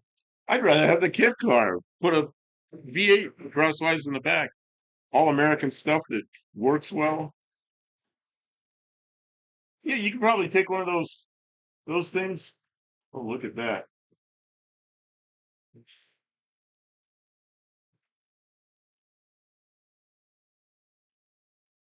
Should be talking about something else. You could probably take one of those Fieros with a V8 kit in it. Probably drive it a couple 100,000 miles without doing anything other than maintenance. And a Ferrari, I bet you couldn't drive it at 12,000 miles without having the engine out for something. Would you run out of? oh yeah. You I ran have out of. another one, but I think I could just do it with this one. I think if I get it one more set, that'll be enough to really get it up in the air and it's gold. I don't think the cab might be front heavy. I don't know. It's got a seat in it. She cut all the sheet metal off ahead of the firewall. Hard to say.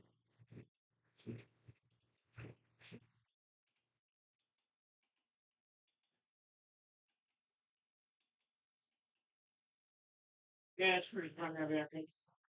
Now she says it's not front heavy. No, I think it is. Yeah. You can see what's going on. They can see what's good. They're giving you suggestions how to do it. Everybody knows how to do it except you. Everybody. Oh, She says she's open to suggestions, saying hook under the cab. The cab is front heavy. 2 ratchet straps through the door openings to balance it out. I don't know, you could do that, but then it might slide, but you can probably do that. Oh, it's not wiggly anymore, is it? too much. You know, if you jack the cab up in the front, get rid of some of the front heaviness, I bet we could roll that chassis forward while it's on the jack, while the cab's on the jack. I think we could roll the chassis forward right now. Yes, but at the end of the day, you're a meter Fiero owner. But I don't care. I'm sitting in the Fiero. I'm enjoying it. I'm not doing it so somebody else can go, hey, look, a Ferrari. It's just a nice looking car and really reliable. Man. You know, and I know they're what's the We what? make them with the 3.8s. Those yes. Well, no, they didn't. They made them with the 2.8s, the 3.1s. That's a shitty engine. I don't like well, some people might not care. I had a lot of failures with those engines. 3.8s I had no problem. But they never put those in the Fieros. But the what's the name of the company that does the V8 Fiero swaps? They make kits and they do them for you. Or a jack on each front corner. Yeah, that's what I'm saying. But our jacks aren't tall enough. I guess we could put some wood or something. Okay, I missed a couple of things here. What is that handmade fast cars that look like a cross between a 68 Charger and an old Mustang? You have that name wrong. Very expensive car, but it looks cool. I'm not sure what you're talking about. Man, I know a lot of kit cars and stuff, but I don't know what that is. I think a bit Or tired. use jack stands if you have some there. What stands? Yeah, you could jack that up, put a stand under it, and then I mean, we got huge jack stands. We did. What's it? Is that disconnected? The steering? Okay. So nothing should be connected from the cab to the frame. I mean, stuff could be, but You don't think it is? The goal is for it not to be, so. Kim usually thinks this stuff out fairly well. That's what he do. Just can't put that inside the frame. Trying to get it right here at the corner. See if I can find something to stick with it. Yes, go under the rocker. It's gonna have, that's all you got is the rock. Because the frame is in there. Oh, 150 to $200,000 car. Yeah, I think that's outside my price range. Most expensive car I ever bought was my Mazda 6. So that's, most people would think that's a cheap car. It's 27 grand. I couldn't believe I spent $20,000 on a car. And a 6-year loan that I paid off a year and a half early. That's the best thing I ever did, paid it off early. Same thing with this piece of property. I paid it off early. Right, still have a house payment. I was working, making pretty good money and double payments on the house, doing whatever I could. I should have bought a small block powered 914. Oh man, 914's one of my favorite cars, but they didn't age well. The I remember working a wheel alignment shop.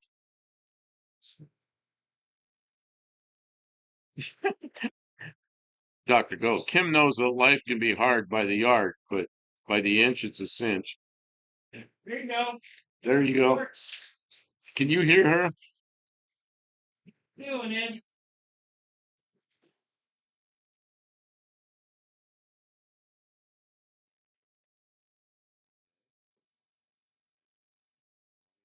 Here.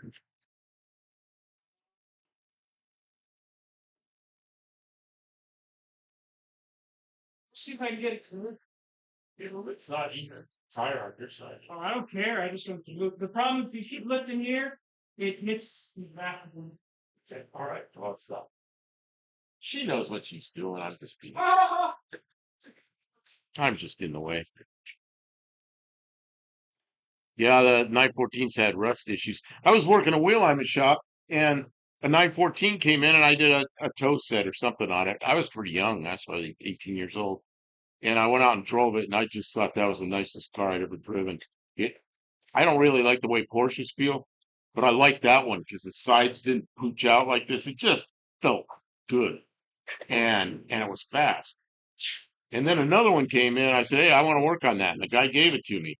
And I did the work on it. I went out and drove it and it was not fast at all.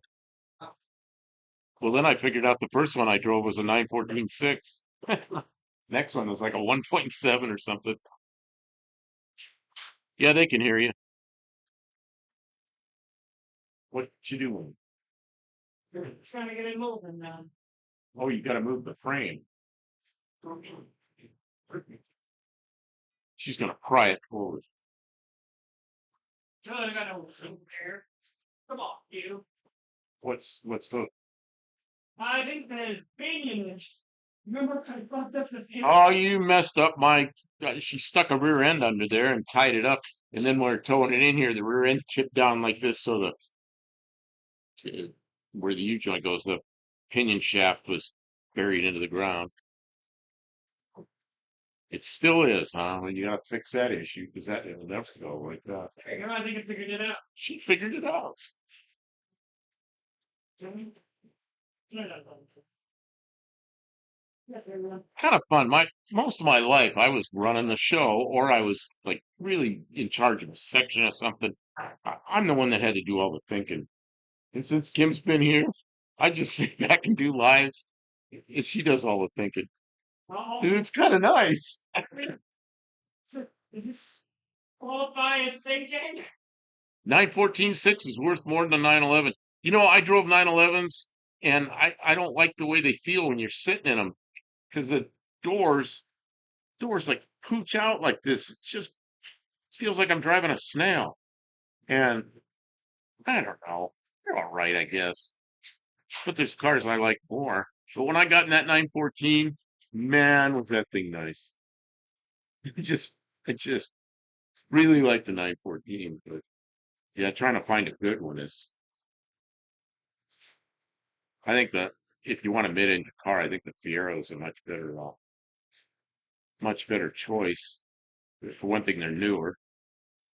Who is it does the? I can't think of the name of the company that does the V8 swaps. I should know it off the top of my head, but I just Get can't. what? Fiero V8 swaps. Near PH swaps. I'll find it. I'll find it. Uh,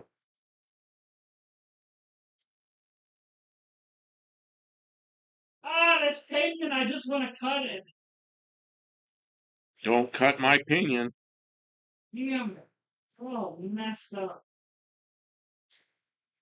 What was I thinking?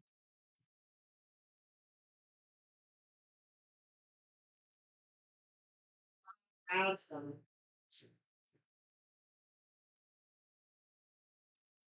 Ah, It's an Archer kit.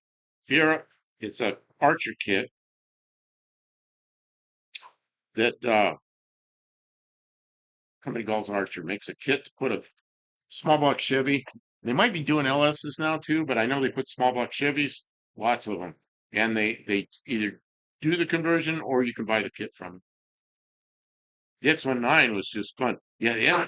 X19 was like a go-kart for the street. Those things were really fun. Weren't fast. They're fast enough. Uh, I don't know how many of you remember the X19. My radiator shop was on a little bit of a hill, so behind me, I was right down there where all the car dealers was. Up behind me, there was a Fiat dealership, and they had a bunch of X19. That's about all he sold was X19s. So we're kind of highway project back when the truckloads of Fieros were coming through out of Michigan. They looked like, what was that? What is happening? Jack on the other side fell off. Okay.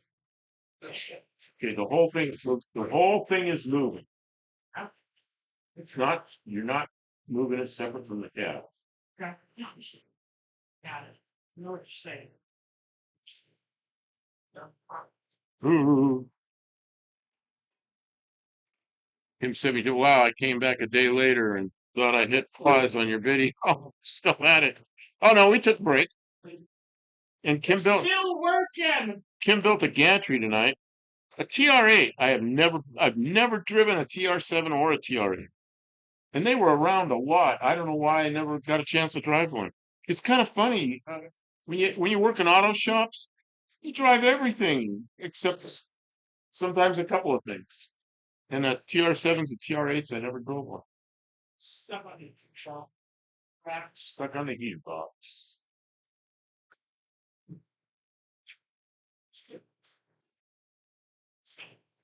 This is scary. There's something hooked to the engine on the driver's side. I don't see anything on the driver's side, but it seems to be something on the passenger side as well. Well, it's not just a heater box, it's an air conditioning box. It's huge.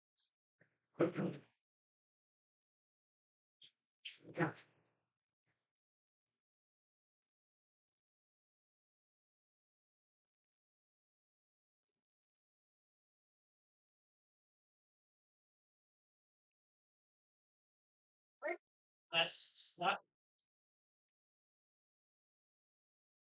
Okay, I just saw a new Suzuki dealership open near me. Man, you're lucky you got Suzuki's down there. Yeah, they closed all the Suzuki's gone from the US. The Suzuki lot here is now a used car lot. There's something hooked to the drive. Yeah, okay, TR8. Uh, TR7 body. Well, it's TR7 body with a V8 in it. One of them was originally a GM V8. Let's see, I'm looking around the camera here. Almost bought an X19. Back then, Fiat's lasted a year before the Salt. Oh yeah, well I was in the West Coast then. I was at Travis Air Force Base, and one of the guys I worked with bought a new X19. Well, I was there, and I had the radiator shop later, and the X19s are new then. But he bought an X19. He drove it back and forth to work every day. What is the goal here? We want to move the cap back far enough so it's easy to disconnect the transmission from the engine. She's pulling the engine out to put in another vehicle, and she decided it was easier to move the cab than to get it that bolts the way it was. But Yeah, in hindsight, it doesn't seem. I'm not sure that's is the case. I'm no fan of any British cars. Electrical systems are terrible. You can't stop them from leaking oil. Is that one of those vehicles that they're not leaking oil that's because they don't have any oil? That was on purpose. Yeah, that was.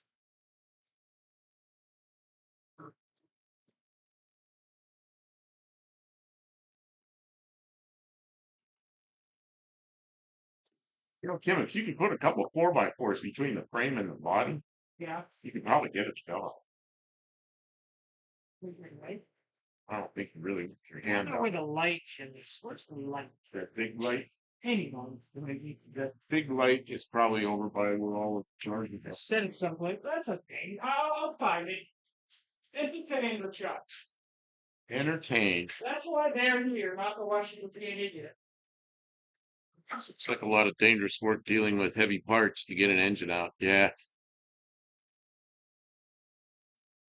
I think she thought she'd be able to just move that body back and then everything would be accessible, but I mean, it's going. It's just exploding. I don't want you using that little stubby pry bar you got there. Because you could get hurt with that. Okay. Okay. Use a long one. Okay. I had an X19. I just never liked the foreign stuff. The interiors in this were just seemed cheap. Every last one of them. Yeah, a lot of cheap cars are cheap.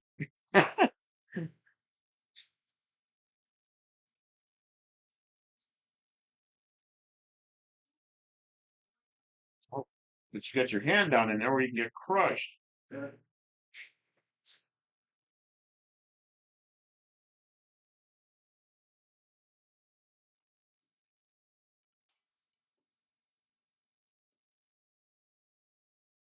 Focus on you. Turn to X. How did you jack up on this? Something. I think it just goes up. I don't think anything's holding it. Less than before.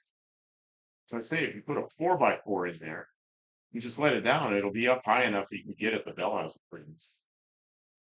Yeah, but I could probably roll it forward another 2 feet. All right. All right, did all the work to get this far. Can you jack up the front of the cab? Get the trick. Yeah, but then you got cab sitting on jack and your hand in there. Something's hooked. Yeah, I'll tell you where it's hooked. What about the transmission? What about the transmission shift like it? Kim? I unbolted it. Oh, that's kind of looks like where it's pivoting. Oh, quit being such a son of a bitch. Mm-hmm. Trying to get stuff done. It's not cooperating. You know, I suspect she's got her mind made up, and I'm gonna watch. You could put the engine hoist together and lift the front of the cab up. There you go. Of course, then you can't roll the chassis forward very far. What was that?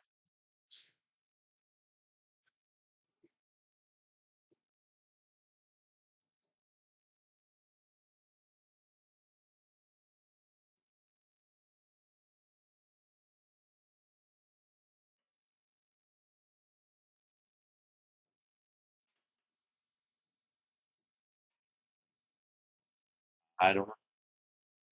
Mexican spec says, "Get ready to run, Buff." Yeah, make sure you're in a spot. Oh, I'm away from it. It's not gonna fall this far. I don't think it's gonna fall at all. It might fall like an inch or something. At this point, I'm just maneuvering.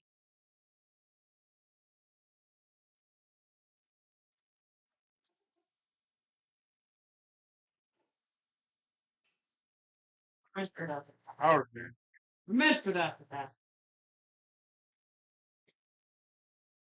Unpower steering. Used to be power steering. Oh.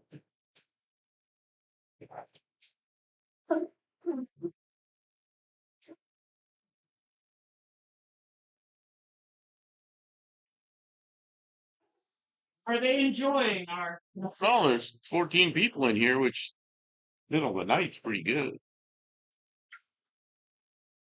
Dr. Ghost says we only hear some of Kim's words. Yeah. I set my ears to PG-13. Understandable occasional frustration words.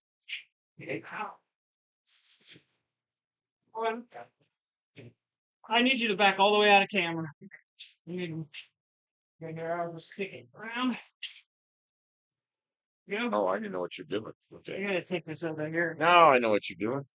Going over there. Looks like it's in a different position than it is.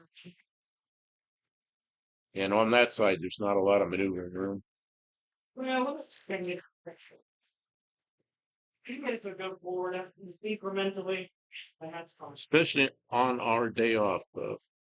All adults here probably. Yeah. I started counting backwards. My age. Kim, when you push forward, lifting the front of the cab. What's that? When you push the chassis forward, it's lifting the front of the cab. Lifting from. Yeah, it's like hooked on something. It's making the cab go up. Oh, I'm gonna monstrosity. Get the light. What happened to the light you were looking for? So you can see in there. Yeah. No, I meant like a good light. A big ass light.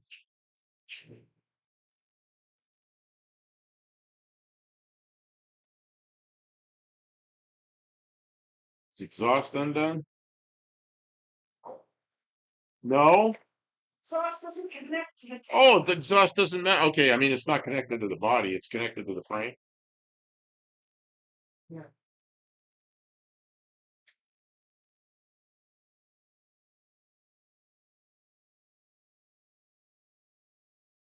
On Drab says, jack up other side by front of frame, tighten strap lower frame. Well, I don't know. And Tim says, Yeah, thumbs up. another strap might be a good idea. But I think you're right about it being transmission linkage. Doesn't want to let go. Well, that's kind of where it looks like it's pivoting from that area. Yeah. What think you're right. Just there's not much holding that. Plenty holding it. There's a whole frame between the. Yeah. Oh, to just keep your hands out from between the frame and the. Yeah. And Stray Bullet says ground straps. Nope, cut those already. She cut those. Scooting back in.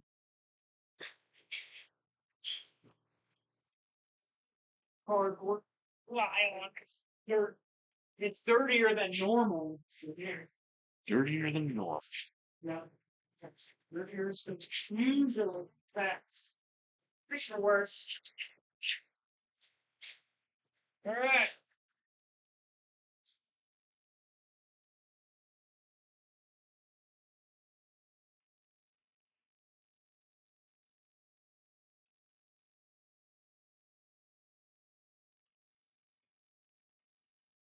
We've got ship linkage. It's jammed.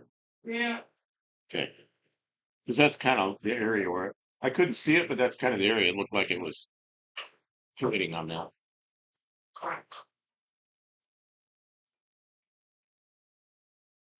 Firelight.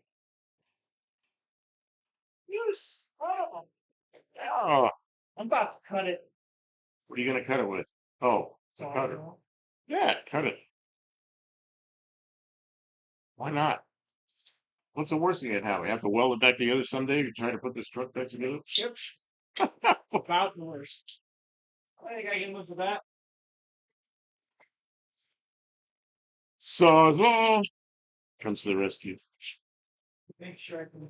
Careful, because you're between the two bad pieces. Yeah, I need a piece of something to Put in there, like a 4x4, a little chunk of 4x4 or something. I think maybe I just need the jack here. Security. Also need a. Jeez, man, oh man, jeez. Am I sweating enough? And you're very impressed with my Getting filthy. physical endurance and filth? Not as filthy as yesterday. Yesterday was about as worse as actually. When you guys get a chance to look, parking brake. Parking brake cable attached to the frame. I got the parking brake. Got the Thank you for parking the brake. suggestion. I Okay, got it though. when you guys get a chance to look, this 74 Pinto 302 for sale on Bring a Trailer. Is it a wagon or is it a coupe?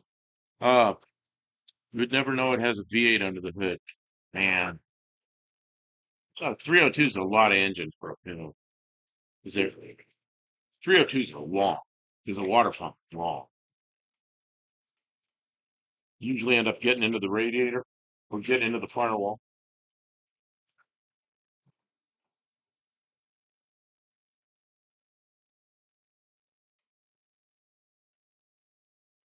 I always thought the engine to having a Pinto would be the Buick V6.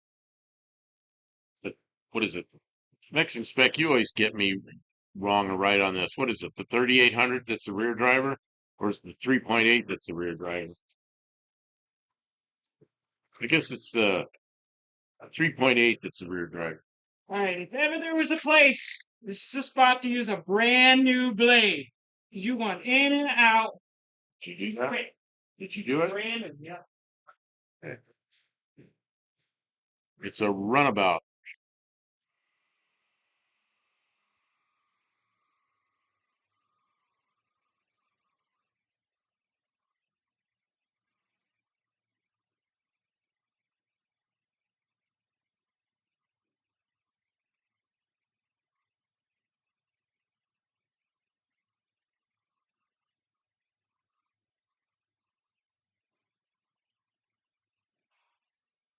Oh, that was some noise. I saw it cut. That doesn't do it. That's what was holding it? I don't know. 3.8 is the rear drive. Yeah, I always thought a 3.8 Buick would be a great engine for a Pinto, little Pinto wagon.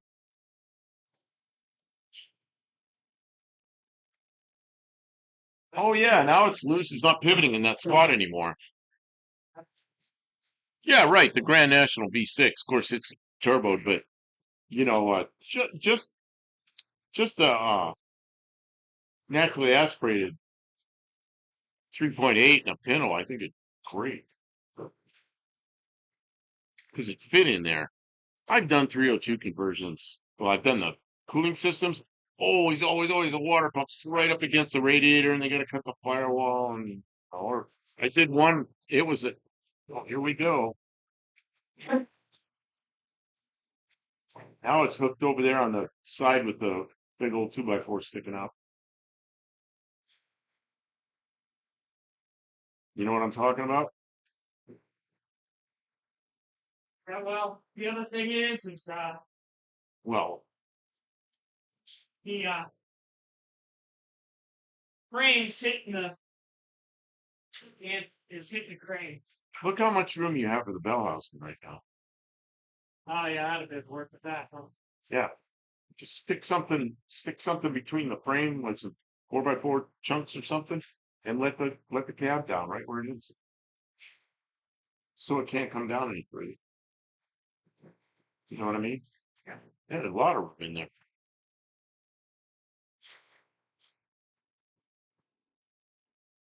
Let's see. Read this, Kim Bob. Open garage door. Bring Dodge truck. Use strap pull cab up. Oh, we talked about that last night. Just hooking something to it, ripping it back at the shop. Uh, let's see. I think the 3800 went in some rear drives. Yeah, I think they called that the 3.8. I don't know. I think it was basically the same engine. Just one was a front driver bell housing and the other was rear driver bell housing. I don't know. I don't really know the difference on these engines. I had a 30 Bruce. I had a 302 4-speed in a Pinto in 74. How did that fit in there? I did a Nissan, well, actually it's Datsun pickup with a 273 Chrysler in it. And I built two radiators next to each other because the water pump went up uh, between the radiators and two little hoses between them. And that worked, but it's kind of goofy looking.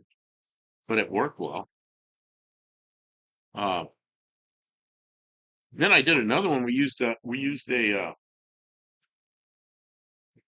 steel wheelbarrow and cut it up. It's oh, what was that? It moved. It's okay. We used the steel wheelbarrow to cut out the floor where the transmission hump, whatever you call it, transmission tunnel, and we enlarged that with a piece of a wheelbarrow, and that worked. But that's pretty intrusive, you know. If you could put a good running V6, you know, man.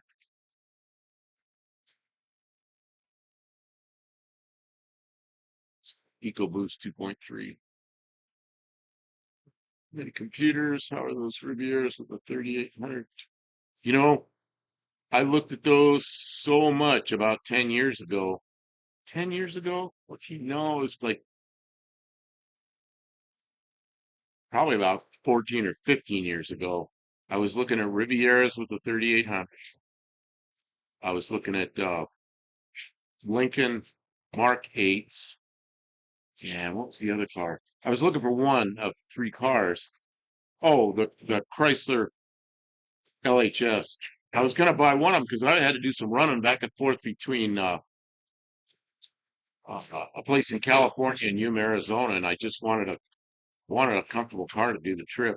And I was looking for older cars, but that whole job fell through, so I ended up not buying it.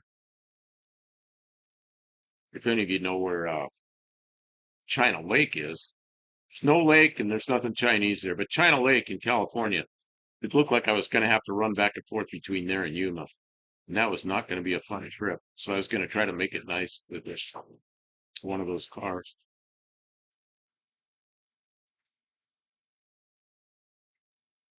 There's another car I like, but it got old. Was that 90 and 91 Bonnevilles? Man, I like those cars, but they got old, you know. Can't find any good ones. I think probably Cash for Clunkers. I had a 92 Bonneville I got Oh, from a you friend. did? Yeah, that's the second gen. And you know those big rubber bushings that hold the front subframe Okay. vibrating?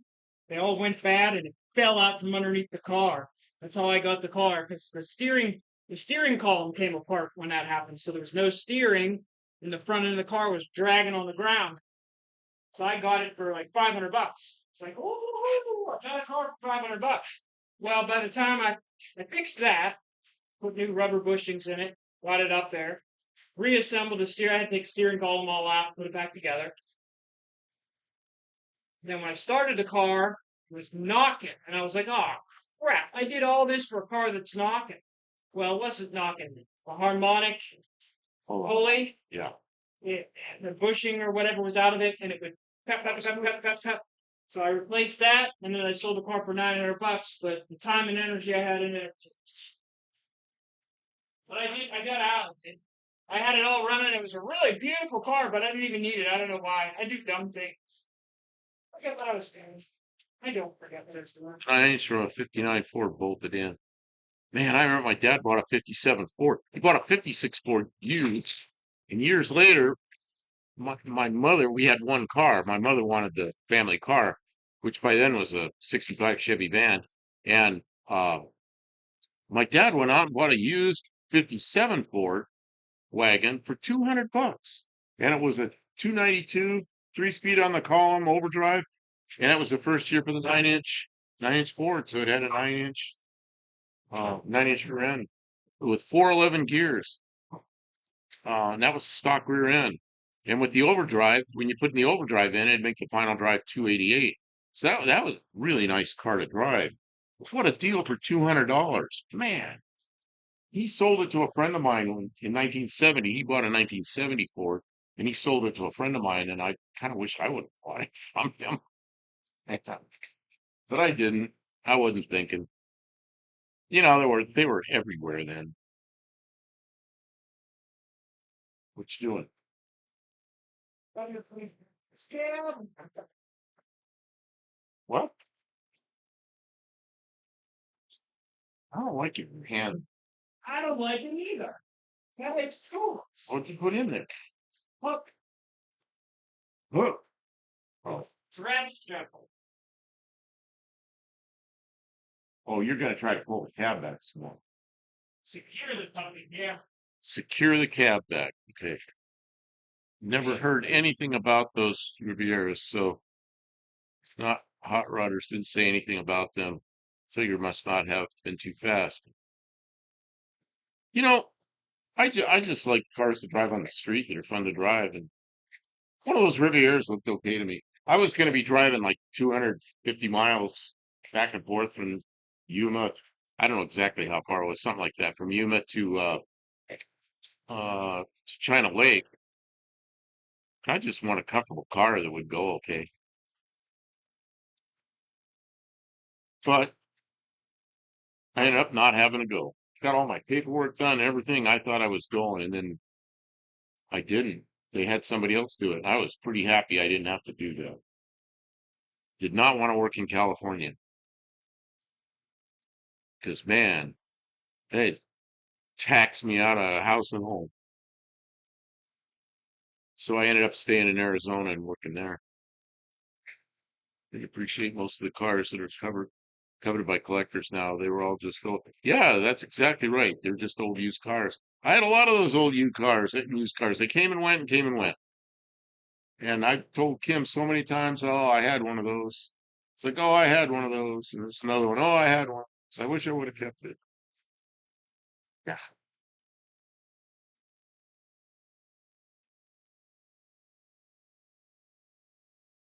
Car show in Wisconsin Thursday, Friday, and Saturday. Oh, I better look to. Okay, Kim, that jack is starting to go sideways. Okay, let the jack down. It's gonna just a second here. Well, I gotta swing it this way, or just let it down. So what do you want me to do? Let me try to swing it this way.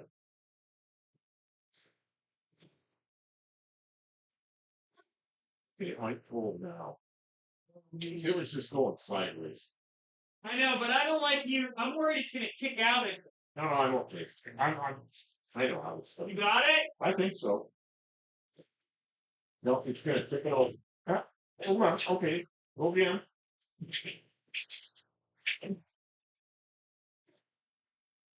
Okay, stop. Stop. Come around here and look at this. This side's doing fine. That side is not. I don't know why. That's what the. It's jackknife on the brain. Been slowly working that way. If you lift on that 2x4, what happens? But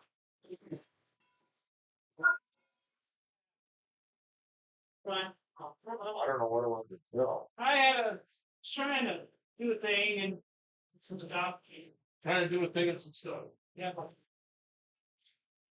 Everybody get that? She was trying to do a thing and some stuff. Hey, so I don't know how to say what's going on here. Me too. You know.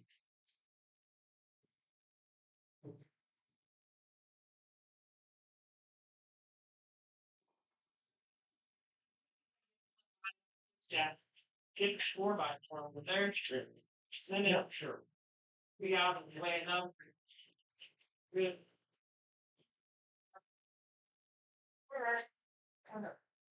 Well, I can get a 4x4.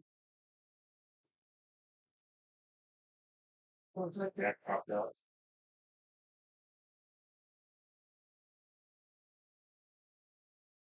Put your legs out that way so I can see if I can move the cab in this direction. My legs out there. Kick the jack back into the jack on that. Much. Yeah, that won't roll. Then you start pulling it chips over. I'm trying to this way. Oh, I see. Okay.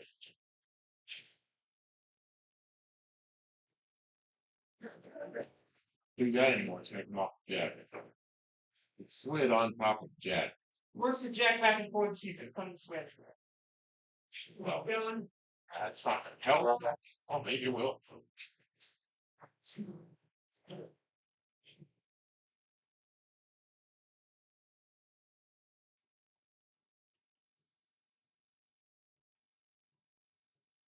Okay, then you get something under there. Let down a little bit. Let this down.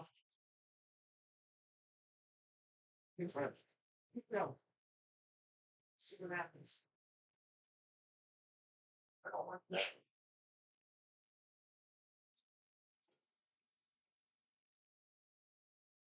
It's gonna come off this jack, man. It's working its way all the way across the jack. If it's stick 4x4 between the frame and the cab.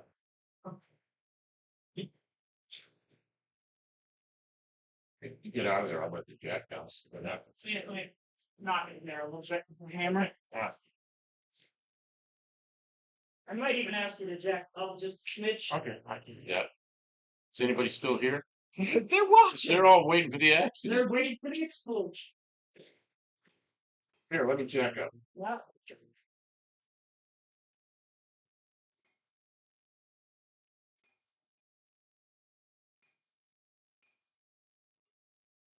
Not sure what I did.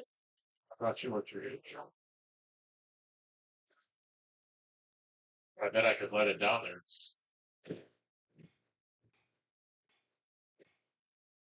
Get out of there. Let it down. Let's see.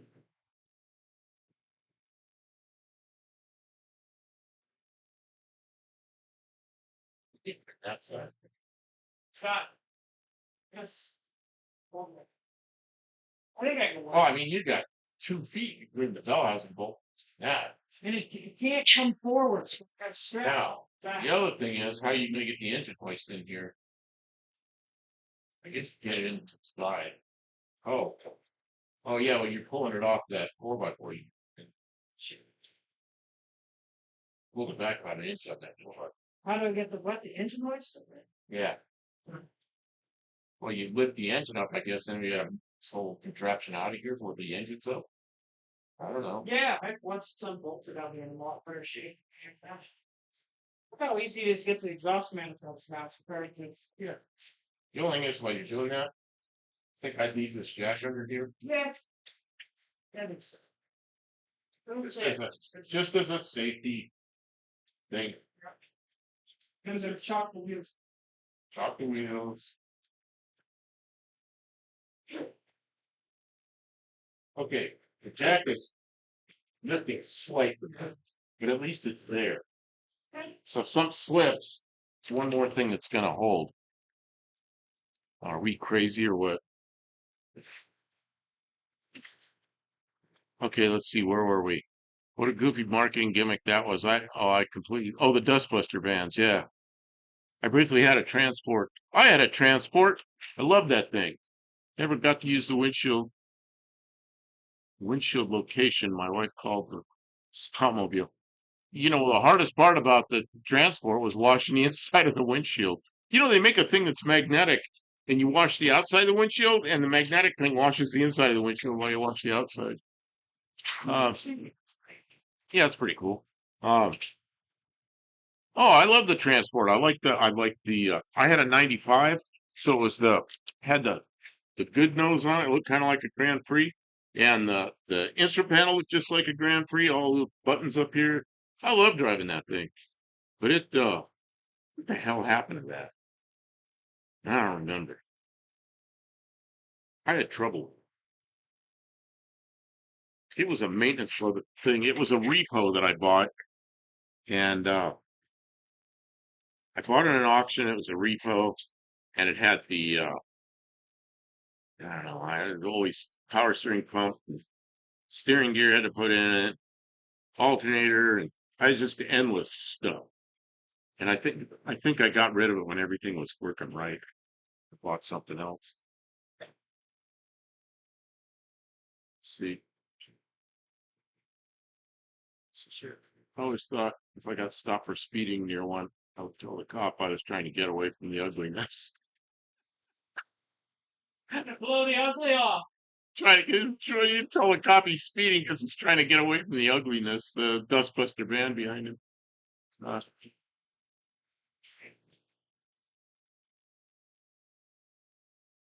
Tim says we can get about 100 shorts out of this live. Really? Is it entertaining, the dumbass thing we're doing? No one was hurt. You know, I had a friend in Massachusetts that he bought a Dustbuster van new, a Pontiac. It was, I think, the first year. It's before the front end still looked really snooty on the front. Came down like a point. And he had that thing. He bought it new, drove it, and then you'll laugh. He bought one of those. What's it? The thing that looks like a Pontiac Aztek, a Buick Rendezvous. I used to call it a Rendezvous. Buick Rendezvous. Little tiny wheels, big car. But he liked that thing too. I think he just got rid of it. Like just got rid of it. He bought a Chevy or a GMC pickup, big pickup. And he pulled the trailer with the pickup. So What do you think about this tunnel ram idea? Oh no, we're not talking about that. Not on here. Why not? Show, give them this. They stayed here late. Give them the scoop. Bring the camera over. Oh, So they geez, can here, see you. Kim's wild ideas. Okay, try not to stretch the cord too far. There's a lot Okay, of does fun. everybody want to see this? They want to say. Check it out. Check it Yeah, out. wait, we're not there yet. Okay. We're trying to get the camera. Okay, I'll watch the cord. Okay. Okay, Is anybody else seeing are you looking at this thing? throttle body delete, tunnel ram, card plate, bam? She wants to machine that off and weld the car plate on there and then put a carburetor on it. It'll be a tunnel ram. Well, bam! Okay, go ahead about that. Dr. Go likes it. See? I'm not that, I mean, I am that crazy. I think we're You know, gonna, if you want to pull that intake manifold off, I know somebody can machine that right off. And we'll put some we'll thread it, and then I'll make a plate for it with some aluminum, and we'll do that. It seems a little crazy to me, but what the heck? We're crazy. is it crazy if it works? Duncan. Duncan goes, yes. They know. Or you know where that throttle body used to be? You just have a fuel line there shooting gas in there.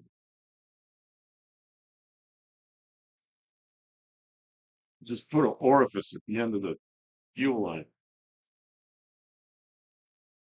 Oh yeah, Tim. Spray. That's what I told Kim earlier tonight. He says 3 deuces. I said, yeah, that's what I told Kim. I said, we'll put 3 carburetors on it. No.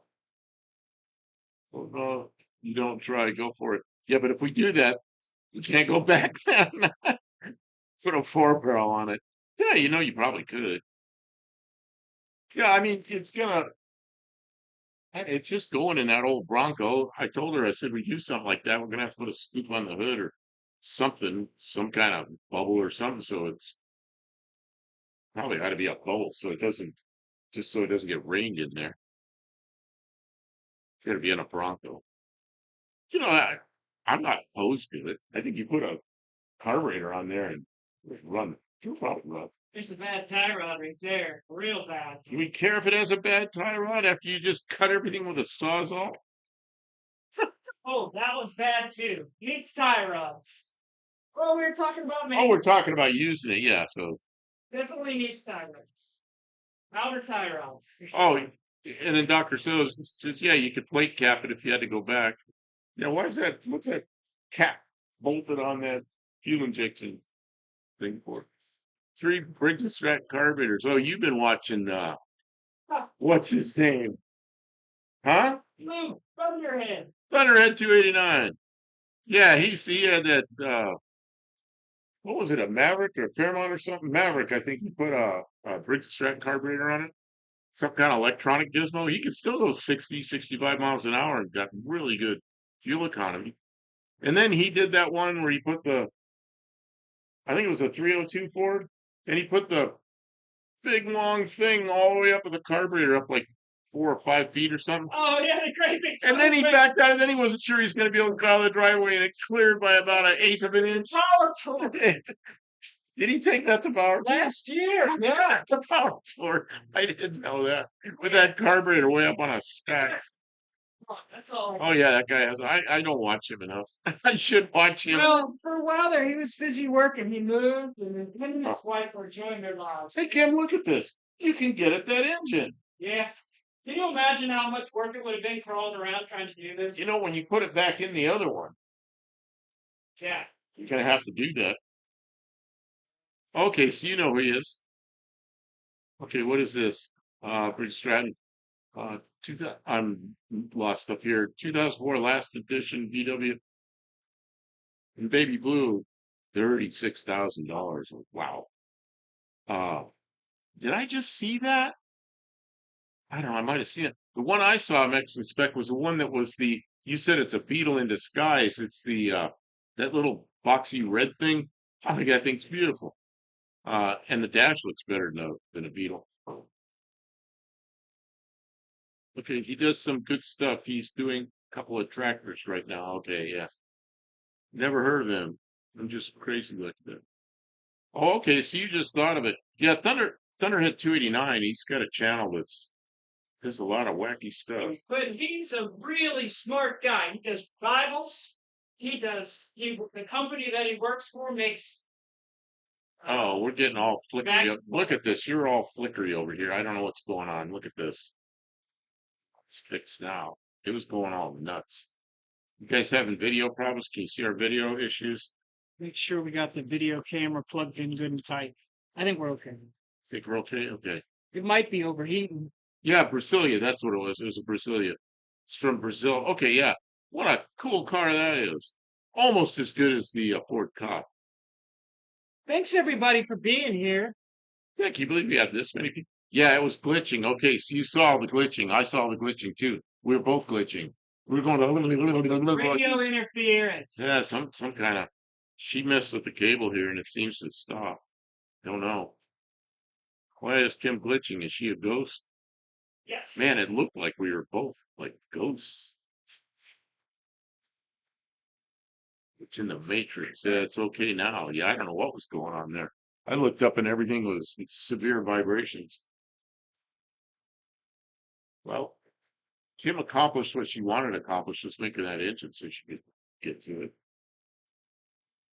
We're still gonna have to get that thing. I kind of like what Mexican spec did. We'll just take the rear end out from under and make that frame slope downhill. We'll just hook another vehicle to it and drag that cab outside. But we don't want to ruin it because it's a pretty good cab. Oh, I had a Biden moment. Biden never moves that fast. Uh, if you knew you were in the Matrix, you'd want to go out. Want to get out, so just live your life. Got a long day tomorrow and Wednesday, so I need to roll out. Congratulations on your hard work, determination, and Kim Possible. Kim Possible made it happen. And um you've taken off, so tomorrow night, stop hammering. Kim, I'm trying to talk for a second. She's hammering, cutting the mic off. So tomorrow, remember, Dr. Goldman, at 7 o'clock we have our normal live. Well, our normal live, the one that's in the studio instead in the shop. Who wants to see normal? All right. I just wanted to remember that Tuesday nights are. Yeah, we can't stay up too late. We're gonna be. How are you doing? We were up so late today. We started so late. May have to take Tuesday off. You're gonna take Tuesday off, Mexican spec? Man, I won't have a Mexican spec in here. You know who wanted to be a moderator and I know. okay with was what's her name? Grab. Yeah, she's here. I'm not gonna do that right now. See, we're not right in the middle of the screen. What's that? Propane. What's running? Propane. Oh, Propane and propane says. what are you putting on propane on? There's fuel on that side. Sauce manifold. Oh, you got exhaust manifold bolts. How many days in a row we've been live? What, 3? Oh yeah, couple. Well, I think 3 is more than a couple. Were we? We were here. Were you Saturday night? Yeah, Saturday night, Sunday night, Monday night. We weren't gonna do tonight. It's just spontaneous. I mean, I was gonna get some work done. We might as well turn it on. What time is it anyway? What time is it? It is 12:27 Central. Wow. A few is 3. Is a few three or is a few three or is a few like more than three?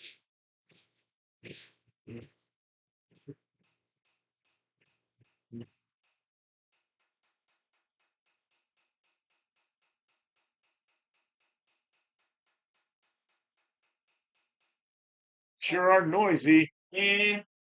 Cut them. Okay. I will try to catch it if I can break free Tuesday night. Climax of second. Oh, way to go, Kim Possible. That's my new name for the hardest working person on YouTube. Kim Possible. I don't know that I want to have the reputation as hardest working. That sounds like a lot to keep up. So she looks like she's going to keep going. I don't know. Couple minutes. Couple more minutes. Okay. You start getting out torches and hammers. I'm like, yeah.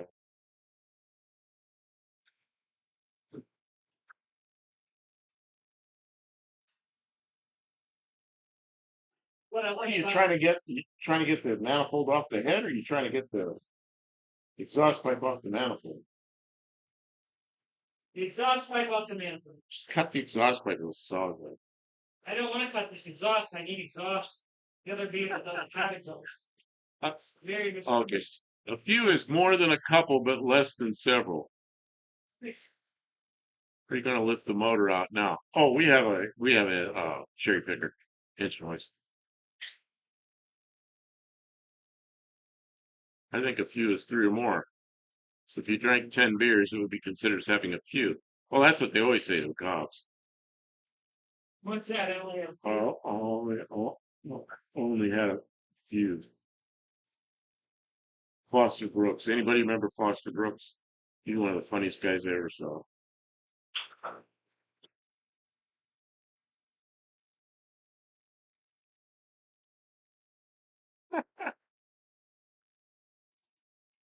Yeah, we got it. I've had that cherry picker for many years. It was in this shop. It was in my shop in Arizona. It's back in this shop. I think I had it in Ohio too, I think. So it's in the shop in Ohio. Oh, definitely in the shop in Ohio. Shop here, then shop in Arizona, then back here. So it's been everywhere with me. been around. Been around. Few is three. Few is smallish. Few is a smallish number. So now we're all gonna have a different idea what few is. Foster Brooks did a very good drunk guy. I practiced it a lot. Man, he did it perfectly. You want to see something funny? Go on YouTube and find him and his first performance.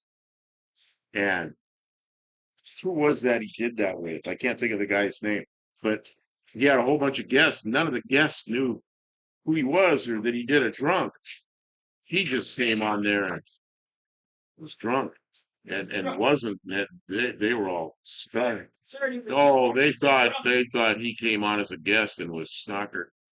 Uh, Later I got to get to bed. I got to go to work to make that money later.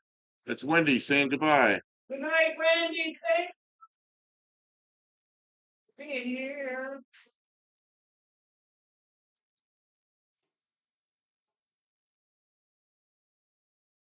Now it wasn't on a roast because he did a lot of roasts. It was on a show.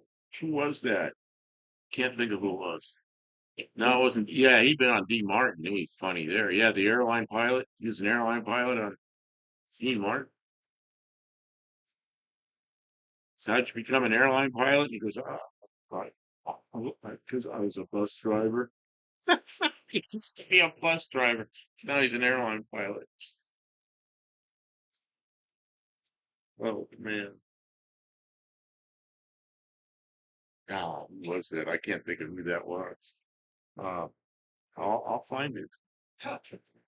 I'll find The it. engine mount and stuff is completely. Uh, it was.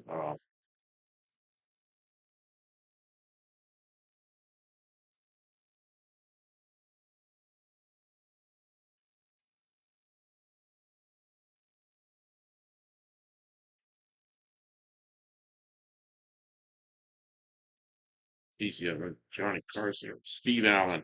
Look up uh Foster Brooks. His first appearance was on the Steve Allen show, and it was a riot because nobody there other than Steve Allen knew that he was a comedian doing a drunk. They introduced him as somebody like a mayor of some town or something, and he came on and he was just a mess. It was funny as hell. It shows how old we are. Yeah. Okay, who's the youngest one here? Mexican Specs young. He's in his 50s. Somebody else is 50. I don't know. Wendy's probably younger than that. I have no idea how old all of this. Don't ask women how old they are. But I'm sure if you remember some cars that were more than 10 years old. Yeah.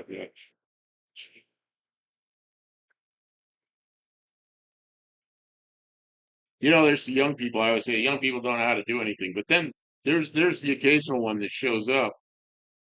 Tim's a 71. You're a year older than me. Wow. I thought I was a senior citizen in here. Stray Bullets, 29. Why is it an age Kyle R, 42. I didn't know Kyle was Kyle. Oh, 42. No, I just curious because we always talk about all these old cars, and then somebody goes, "That just shows how old we are." I remember shows from way back and Steve Allen show. So, yeah,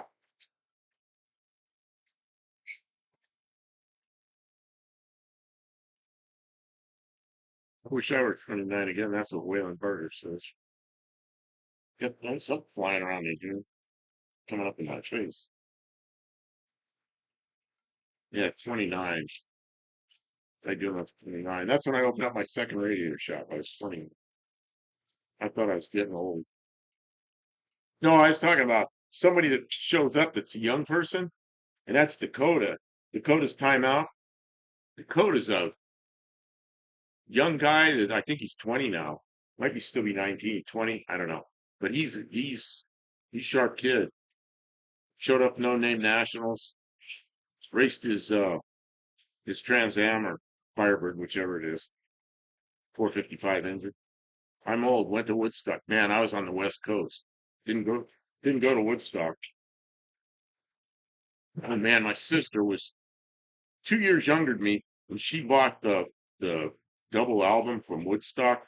And if you remember Woodstock, you remember Country Joe and the Fish. My father was a pretty straight-laced guy. My sister put that album on his stereo, cranked it up. My father went on and broke the record. Oh my God, because it had such foul language on it. Oh, my mom and dad fight over that one. I think my sister was able to get another one. Bruce Colgin is 73 and a half. We're going to count half years, 73 and a half. Conquest. Yeah. Where am I in the half? No, I'm not half yet. I can't believe I'm 70. I didn't think I was going to make it to 70. 2 weeks before I turned 70, I got so sick. I didn't think I was going to make it. But, You had me worried. oh, I was worried. She was worried. But I made it. She took care of me. Ooh, was Dakota she must sick? be 19 or 20 now. He's old now. He's too scared to drive no name nationals. Yeah, I told him just drive. I said you're gonna come right by here. If you don't make it, we'll put your car on a trailer and we'll take you to no name nationals. I got to get him to go. Well, because he put an old engine. He messed up his engine. Just put a used engine in. He's afraid to go. But just go, Who's that? Dakota. He'd be coming right by here. I told him just go. He's got. And if he gets stuck, we'll just help you. He doesn't want you to sell I suspect as a kids can count halves, we can too. I just celebrated the 29th anniversary of my 29th birthday. Oh, wait a minute now. That's Stray Bullet. The 29th anniversary. Oh, I see. How many 20? See, when I turned 50, I started counting backwards, but that didn't work. Because now I'd be 30. I'm not 70. 29th anniversary. What? Kim, what you doing? Exhaust? Lost. You take sockets over there and It's awesome. branches. I mean, I gave you a hard time, but you can use power tools if you want. But it's really interruption time I here. can't get it in. Oh, you can't get them in there? Okay.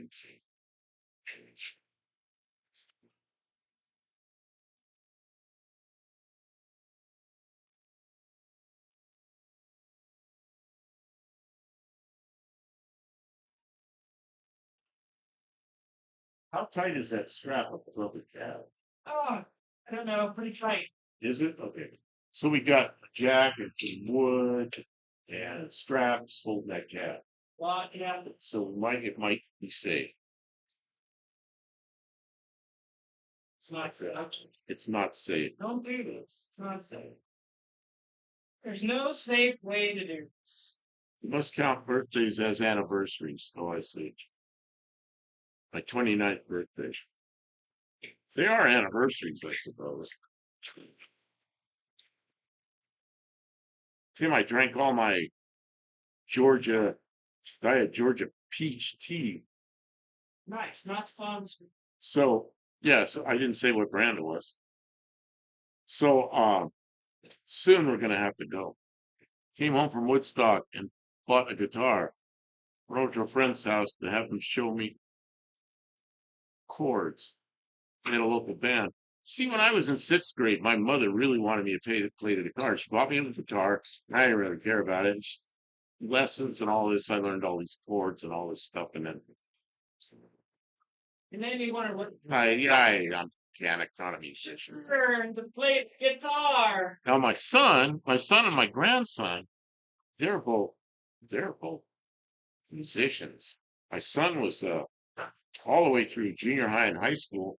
He played the drums, was in a band, and they used to make money playing music. He got into if you can believe this, he got into the big band stuff, like from the 40s, and they go out and play for old people at some events. He liked that stuff. And then my grandson, the measles, the lead guitar player was Joe Walsh. I was just reading about Joe Walsh. Joe Walsh, great. So my grandson, who's now I think 24, he is he's going to graduate this year from the university with a degree in music, and he can play everything. I mean, if he picks up an instrument he never saw, within like a minute or two, he's playing it. But he's really into the guitar, really into electric guitars. I remember my 20s, all kinds of energy, and I ran hard. Some of the funniest years of my life, some of the funnest years of my life. Yeah, my 20s were military, well, 18, 19, 20, 21, 20, all the way 10 years, full-time military, then part-time military, had radiator shops, buy and sell cars. Always had cars, buy cars, sell cars, buy cars, sell cars. Made a little money, lost a little money, but I liked all these cars. I wanted to drive them all, so I bought them and sold them. Wish I kept a couple of them. But back then you never thought they were going to be old. They were just around, they were there. Well, then you had airplanes. Oh yeah, then I got into airplanes. That's right. Lucky I didn't kill myself doing that. 21 friends of mine got killed in airplanes. Somewhere in there I kind of quit.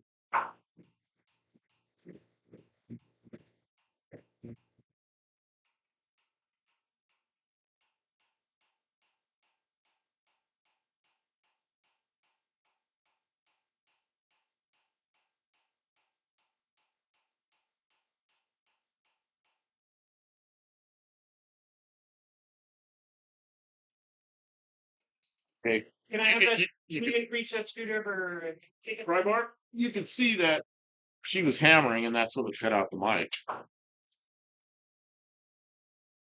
So Joel Walsh,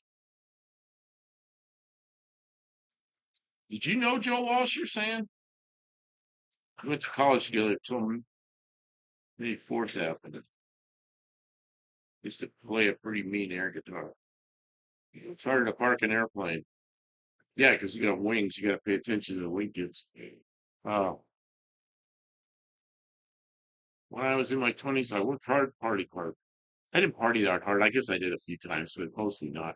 Mostly I was hanging out with guys who were doing this kind of stuff and just pulling engines, rebuilding front ends, learned how to build radiators. I don't know. It's like destined to be a mechanic.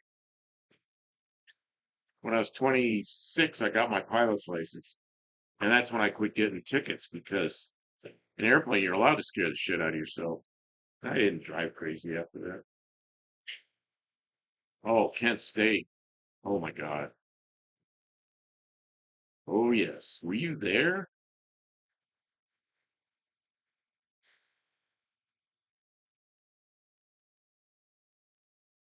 Man,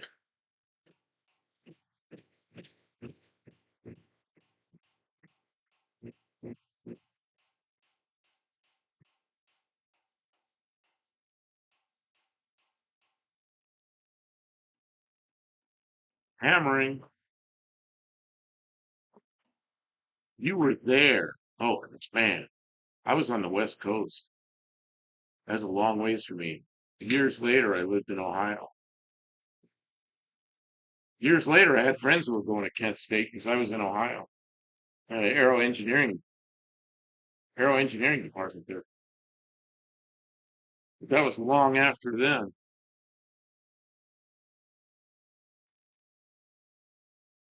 Tin soldiers and Nixon, not Nixon, Nixon. Oh man, that was a big mess.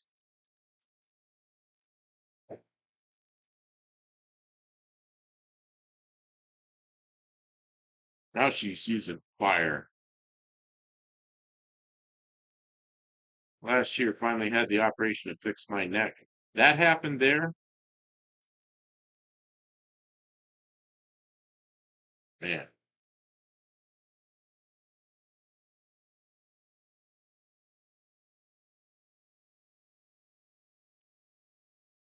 what happened to your neck? I'm not even sure. Yeah, I want to know the story. Stray round.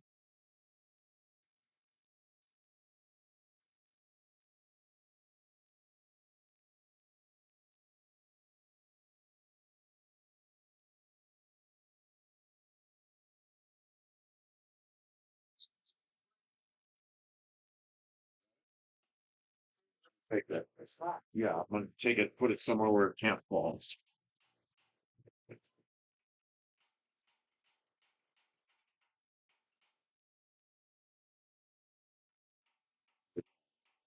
I remember Kent State quite well.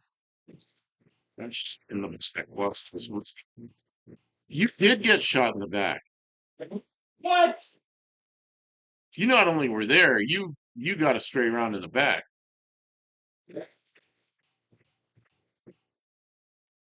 Never thought I'd meet somebody that was yeah got hit there.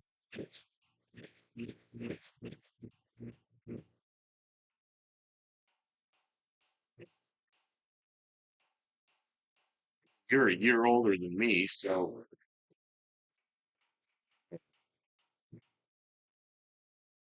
trying to think of where I was when that happened. I know I was on the West Coast, either in San Luis Obispo or at Travis Air Force Base. What year was that?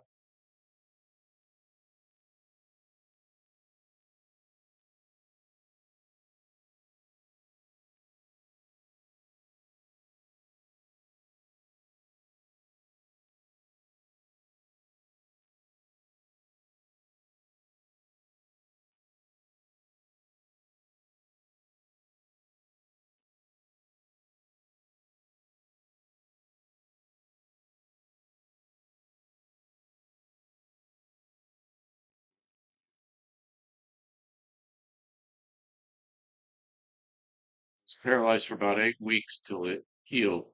I still get headaches. Yes. What year was that? I'm trying to remember. I don't remember. I'm sure you remember.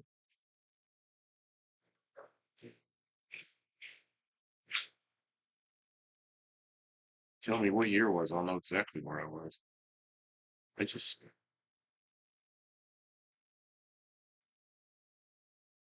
yeah, years later, I was in Ohio and I knew people that graduated from there. 1970. Okay, so 1970, I was in high school then. It happened when I was in high school. Go.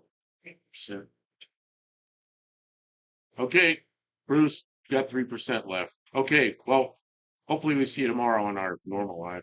Guys, I gotta make noise. Noise, here comes noise. Get silence.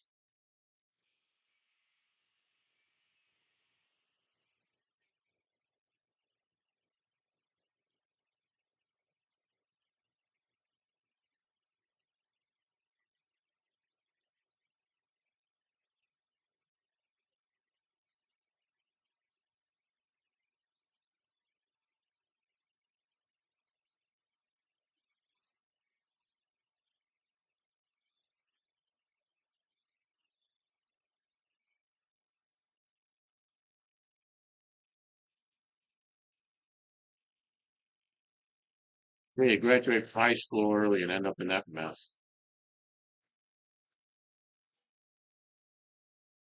The corrupt government. Well, who gave that order? That that lost my train of thought. It's hammering. The yeah, who gave that order? That didn't come from the top. That came from so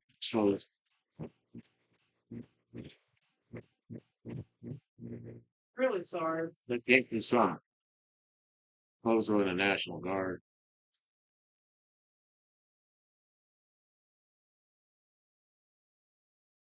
Been back to street court many times, but this is my sister, but never back on campus. So what happened to your college education? Oh, Mexican strike's taken off. Oh, no, he's not. He's just good night to Zeus. And Bruce leaves. God, Good night, Bruce. they can't hear you while you're hammering. Oh, the so it's Bruce that's leaving, not Mexican Spick. Was Governor Rhodes gave the order to start shooting?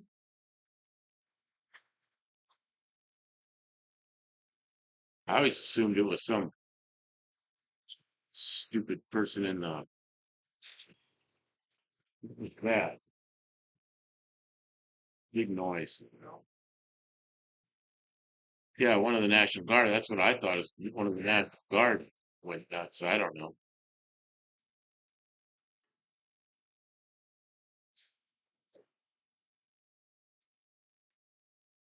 So what happened to your college education?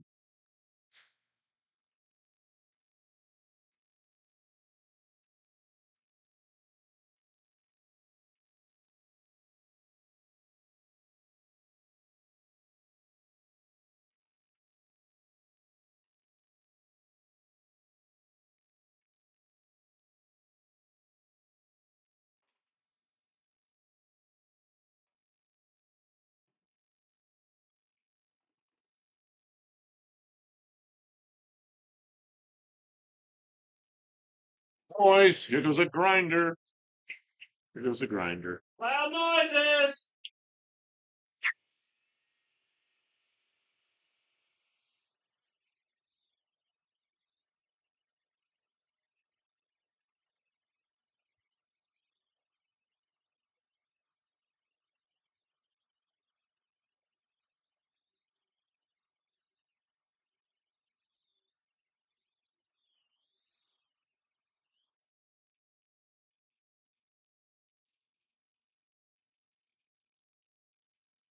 Went to a computer tech school for 4 years. Stayed working computers for 4 years after that.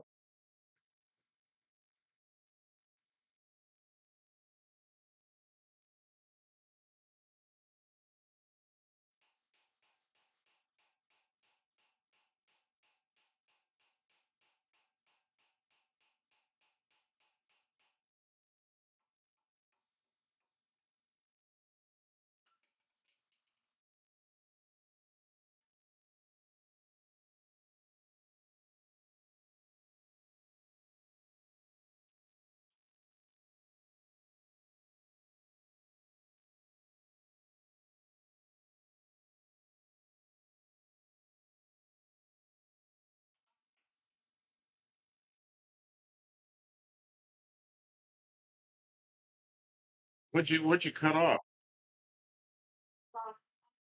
I just I don't know what she's doing.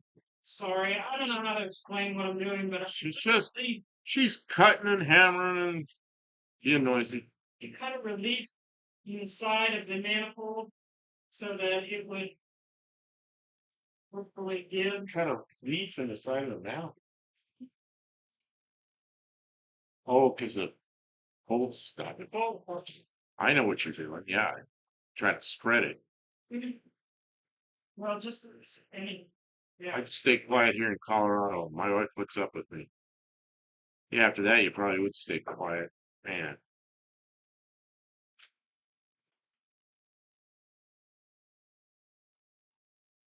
yeah, it's a terrible experience.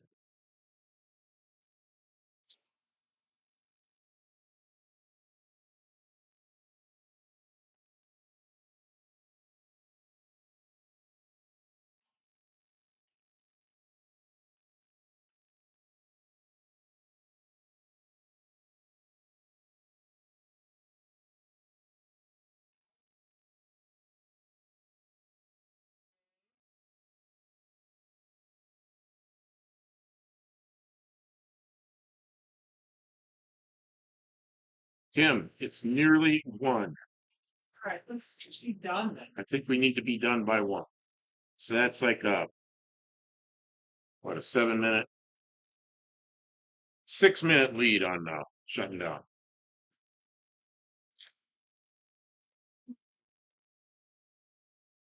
Everybody enjoy themselves. Got a 4 after the draft after that. My draft number was 4. Yeah, my draft number was 5. And then they ended the draft, so it really didn't matter. But I enlisted in the Air Force. So I had a lot of friends enlisted in the Navy, and I wanted to go in the Navy.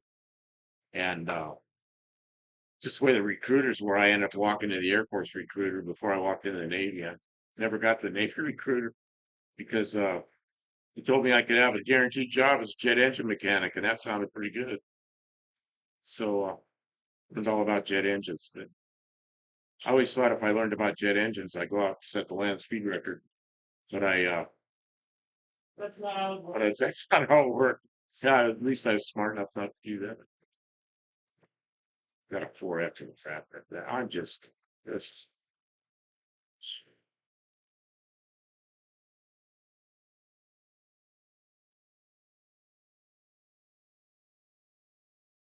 all Drav's heading out. Just good night. Thanks for being here. See you tomorrow, mate. Tim says, glad the truck didn't fall on you. We got a lot of stuff holding that truck. Are you on Central? Yes, we're in Central Time. We are close to the eastern edge of Central Time.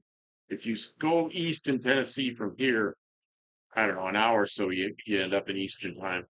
So we're kind of on the eastern edge of that. Central Time is huge. It's just like so wide. It goes all the way from like an hour east to here, all the way out to West Texas, like way out in Western Texas.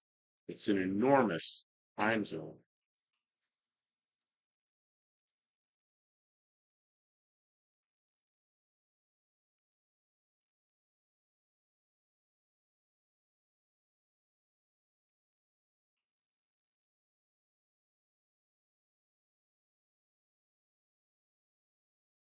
Yeah. Okay. Good night. See you later.